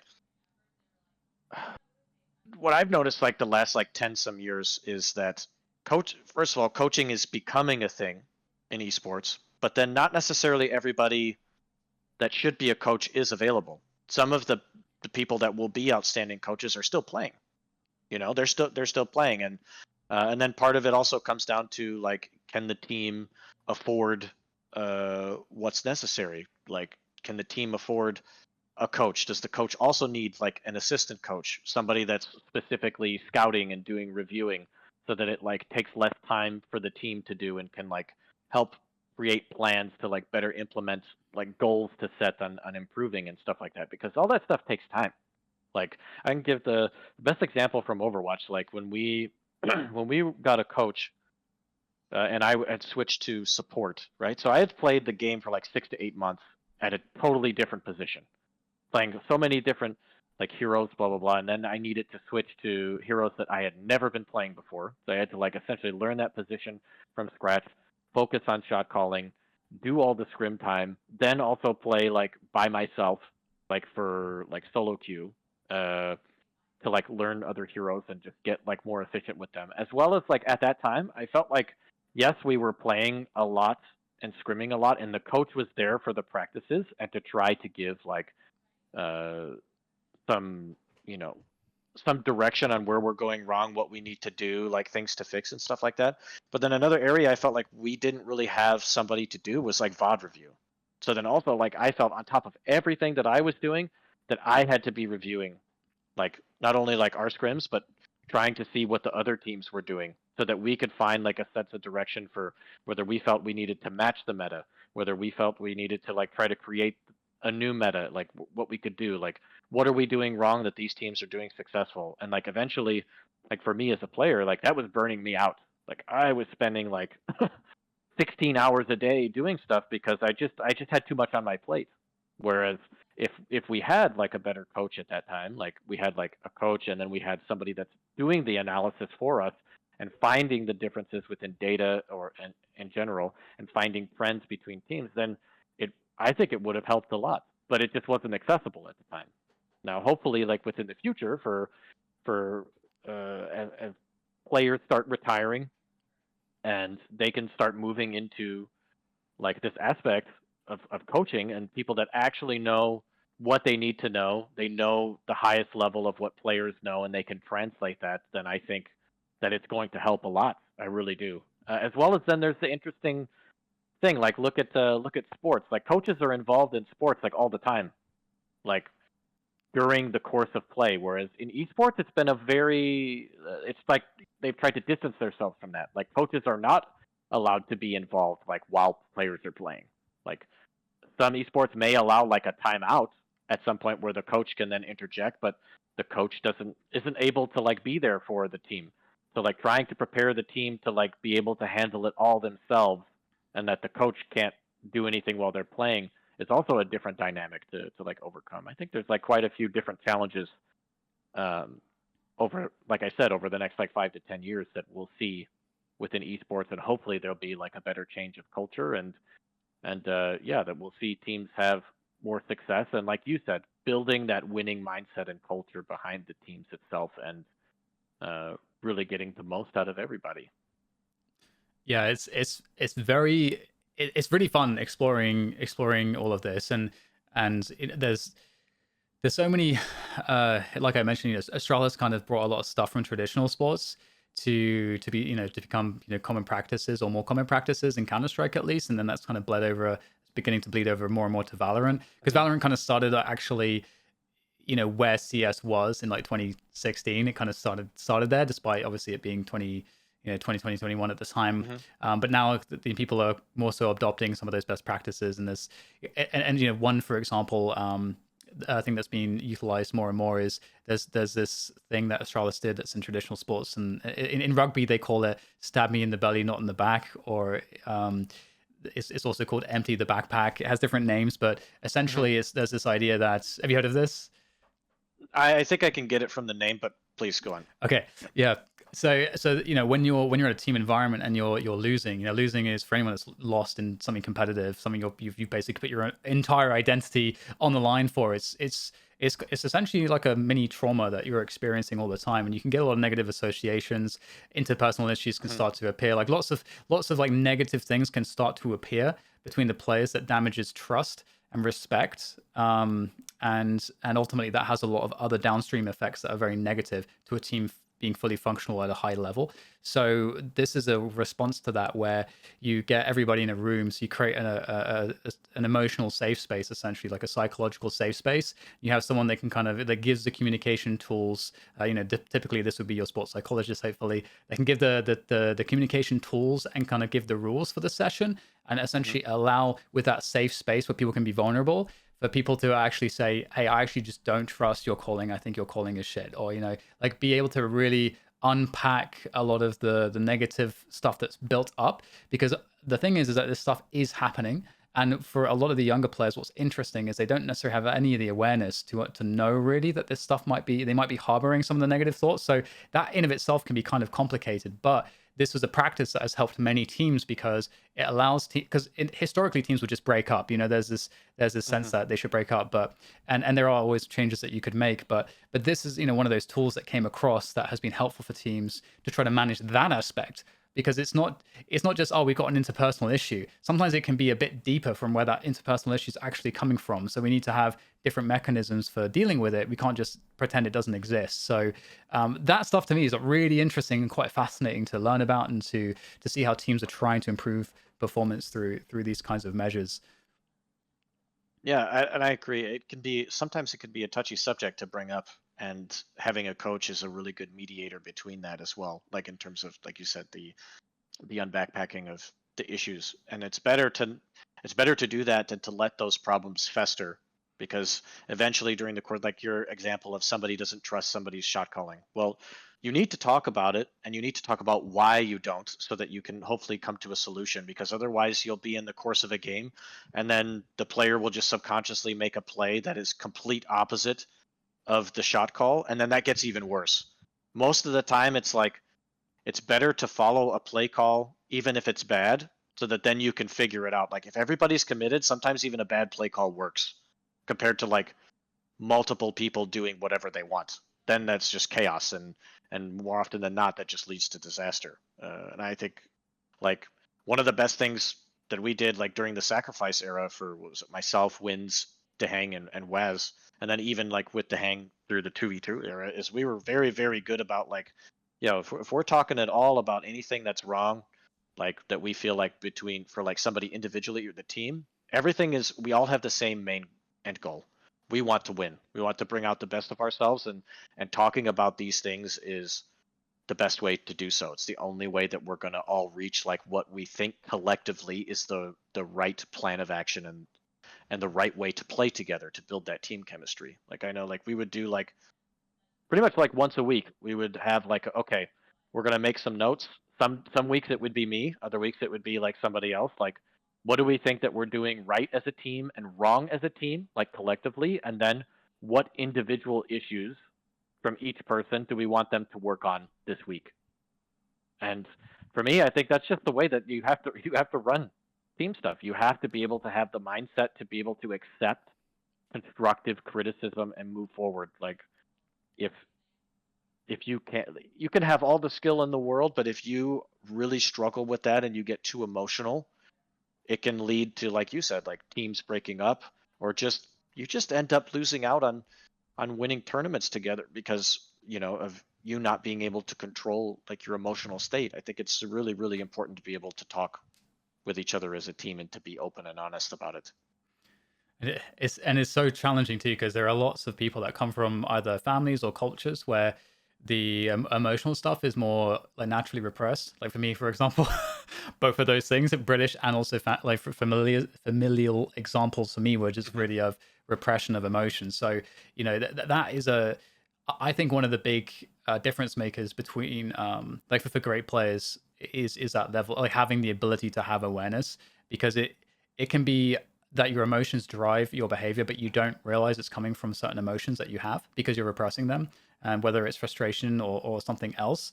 And so being able to be deeply honest with yourself is pretty key, because you can also have a coach. You can also have a coach who's actually able to see this stuff and they can tell it to you, but you may still not really be able to see it or understand it. And that's there is a lot that coaches are extraordinarily helpful for, but there is definitely, it's always like that thing where at the end of the day, you can go to a billion different therapists, but they can't fix your life. Doesn't matter if they can tell you all of the right things to do. You have to be the one to execute, and to do that, you got to be able to be honest, and to be able to be honest, you have to have the data, and that's what the awareness is. Do you know what's going on? That's hard. For me, that's been a lifelong journey, just generally through life. And so in competition, that's where I see a lot of young players where I'm like, man, this guy's so talented, but they just don't understand. They just can't see that there is a problem here, that you can tell it to them, but there's a difference between them taking that information in rationally and then themselves understanding, oh, this is actually the truth. I see it now. And now I can look at everything from a different perspective. That's so hard to achieve that with the young players, because they're new humans. Yeah, and it just takes time. Everybody needs to learn in their own way, and I think that's the awesome challenge of being a coach, is to try to, or even just a leader in a team in general, is trying to find a way to bring everybody together, because you have to talk with everybody differently, like even just like the example of sometimes like in a match, like some players don't need like feedback in terms of like you like telling them that they're doing really well, or just like calling them out on like something they did wrong. They can take care of it themselves. Other players really need it. Like when they feel like they have a teammate like really getting amped up for them, it makes them play even better. Like they feel more cohesive within the team, and just like learning that, like how you need to communicate with each other is like super, super important. So, but like you said, like that'll be a fun challenge too, because young players are young. They still got to learn. They're still growing as people. But yeah, I think it's just hopefully people will listen to experience, like I'm trying to prevent you from having a hard time like I did, but we'll see. Yeah, definitely. It's a lot of fun. It's one of the things that's really rewarding, like you said, to see that development take place with players. And I'm curious, like, is that something, we talked about the coaching thing a little bit earlier. Is it something that you see like this would be what you'd want to do, sort of like would you always want to remain in competition, do you think? And would that be in the place of being somewhere in the coaching staff? I think it's probably where I'd be at my best, like Yeah. in some form or another. I think just helping the next generation of players in some way, whether it's coaching or even if it's at some point like not being, let's say, like the main coach, but being like somebody who, because I seem to do a good job, and this is, I think, comes from like reviewing a lot, is being able to find the little things from somebody individually that they can improve themselves, which help the greater whole. So, and sometimes like that's really hard for like a head coach to have the time to be able to do that, where they have to be focused on the overall big picture. But having somebody that can take the time to take like the minor details and give them like individual plans and goals on things to work on, and like to see them through it individually, so that also like you're the person that's going to them and telling them and talking them and working them through it, rather than having a teammate just like, because like there's the difference between a teammate calling somebody out like randomly or having like the organized session like you were talking about in terms of being able to talk about things. Sometimes you need an outside individual to just tell somebody straight up, like, look, this is what you're doing, it's wrong, and it's holding the team back, but it's okay. Like, we have a plan for trying to fix it, like, and it's going to take some time, but this is what we need to do, and this is your responsibility, blah blah blah, and just being somebody that's like understanding with them. I think that I would be like really really good at doing that. So in one form or another, I think that I'll be involved on the competition side. Yeah, that's awesome, because I think one of the qualities that you have, which is, and again, I mean, this is again something that I think you already mentioned. Like a lot of the great coaches are probably still playing. There are lots of people that are really expert in terms of their knowledge of the strategy or the tactics, but they don't have a lot of the other aspects, like the emotional intelligence, or they don't have the leadership skills. And leadership in of itself is an enormous skill set that can be done well or very poorly, and it can just absolutely destroy everything. If you're the head coach, I found, at least in Valorant and Counter-Strike, it tends to be the case that the two most important people are the head coach and the in-game leader, which makes sense, and it's kind of for the largely for the reasons that you were saying. You've got your leader out of the game and your leader in the game, and both of those two people have to be pulling in the same direction and have to be aligned on everything. And at the same time, because they are both in positions of power, there's a lot of pressure on them from the outside and for themselves, that I'm the one that's going to get the blame if we're not doing well, if we have the wrong comps or this or that. The practice, what the practice regimen is. It's like these things. I have the ability to decide these things, so they are in almost a protective place sometimes, where they might be a bit stubborn about things. They might not be as easy to work with on certain things. So you need to have the two leadership figures aligned, because if they're not, even a little bit, all of the other people on the team see it, even if you don't think they do, and they pick up on that. And that's hugely damaging. I've seen it happen in my own experience. I've seen the problems that can come from that.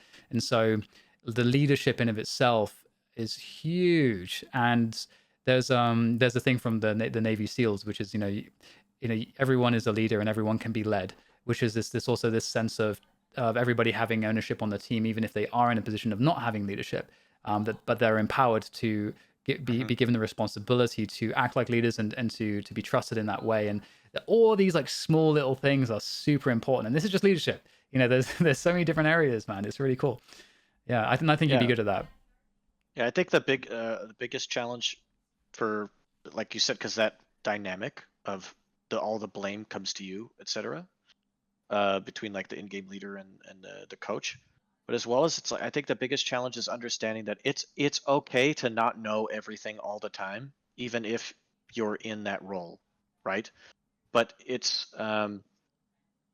learning the balance of, because obviously you have to be the one that leads and make the decision most of the time, but having the wisdom and humility to understand that sometimes you need to let somebody else make the decision.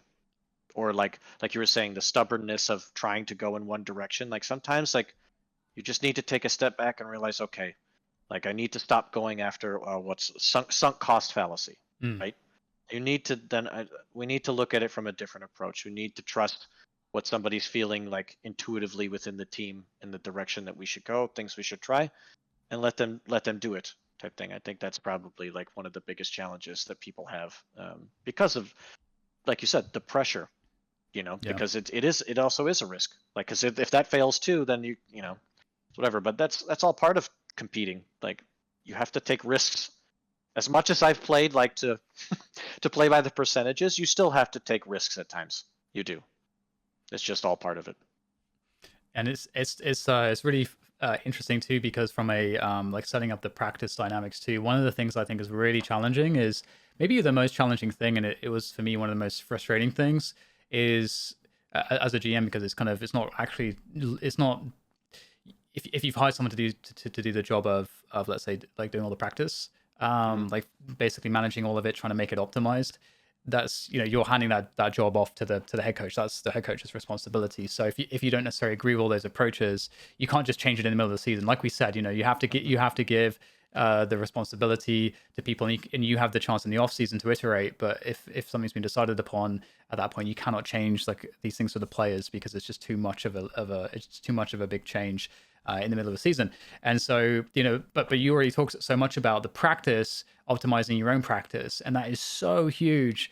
And this is another area where lots of teams fall behind. There's lots of inefficiencies to the practice strategies, and for every team it's a little bit different based on the players that you have. And I think that's hard to determine as well without the experience of playing yourself. I think it can be very challenging to know how to do that, and how to also quantify, because in a team setting you want to be able to try to use data as much as possible, so you can kind of understand what to tweak. So you want almost everything that you're doing to be objective based, so you can kind of measure against the objectives that you're looking for, which can be how you quantify it. So I think that would also be something that you'd be really good at, which is definitely something that head coaches need to be experts on. How do you optimize the practice? Because I've seen so much practice time get wasted for so many different reasons, and everyone feels it. Again, all the players feel it. Even if they're just the support player and they have the person with the least responsibility on the team, they feel it, because people get frustrated. You pick up the vibe, like you don't feel good, you don't feel as prepared. It's like you were talking about with Cooler earlier. He needed to play 10 hours to have that sense of feeling prepared. And so if you have teammates or team members that don't feel prepared, or they feel like their practice is not good, they're probably not going to play as well. So that's a pretty huge element too. Yeah, agreed. And obviously, thanks for saying such nice things about me. Yeah, of course. They're trying to get you a job here. No, but I do hope that Quake gets to have a year here, and it sounds like you're still interested in competing for literally as long as you can, I guess, financially make it also. Is that a big part of it? How financially viable it is? Yeah, it definitely will be. Like I said, I would hope to, like, because I've looked at it like I'd like to play as long as I can until I can't, in the terms of knowing that I can compete and win, because eventually there will come a time with age where I am not able to keep up anymore. It's the same thing with like trying to do what Tom Brady and LeBron have done, is go as long as you can until you can't anymore. Because yeah, once that day is done, then I know that my like full on competing days will be over, and I'll have to do something else. So hopefully it's not forced upon me earlier than I'd like, because I obviously, well, there's the train I talked about earlier. I can't really hear it on my end, actually. Yeah, okay, good. Obviously, after the results from this year, from these 3 tournaments, I still have it, and I still have the drive to keep going and to want to see how far I can take it. So yeah, so hopefully I'm able to keep doing that. But yeah, we'll just have to see. So, but yeah, this year will be interesting, and probably won't know like fully for quite a few months. I'm guessing until probably like springtime, in terms of like what the full plan of the year is, and what I'll likely be doing. Are there any like books or resources like that have had a big impact on you and your development, or you just find important? I wish I could say I read more, but I have not. That's something that as I like transition into coaching and stuff, that I'll probably start doing is reading more, in terms of just all sorts of different subjects, in regards to just competition and everything in general. And I think it'll be a good like comparing and contrasting of like my personal experience compared to others. But yeah, no, unfortunately, I don't have something for you as a recommendation at the moment. Okay. All right. Well, I can definitely give you some if you're looking. Just let me know. Okay. Right. I think that's about it, really. I need to wrap things up here. It's been an absolute pleasure having you on to chat again. I think the last time was a couple of years ago. You're actually in this room last time.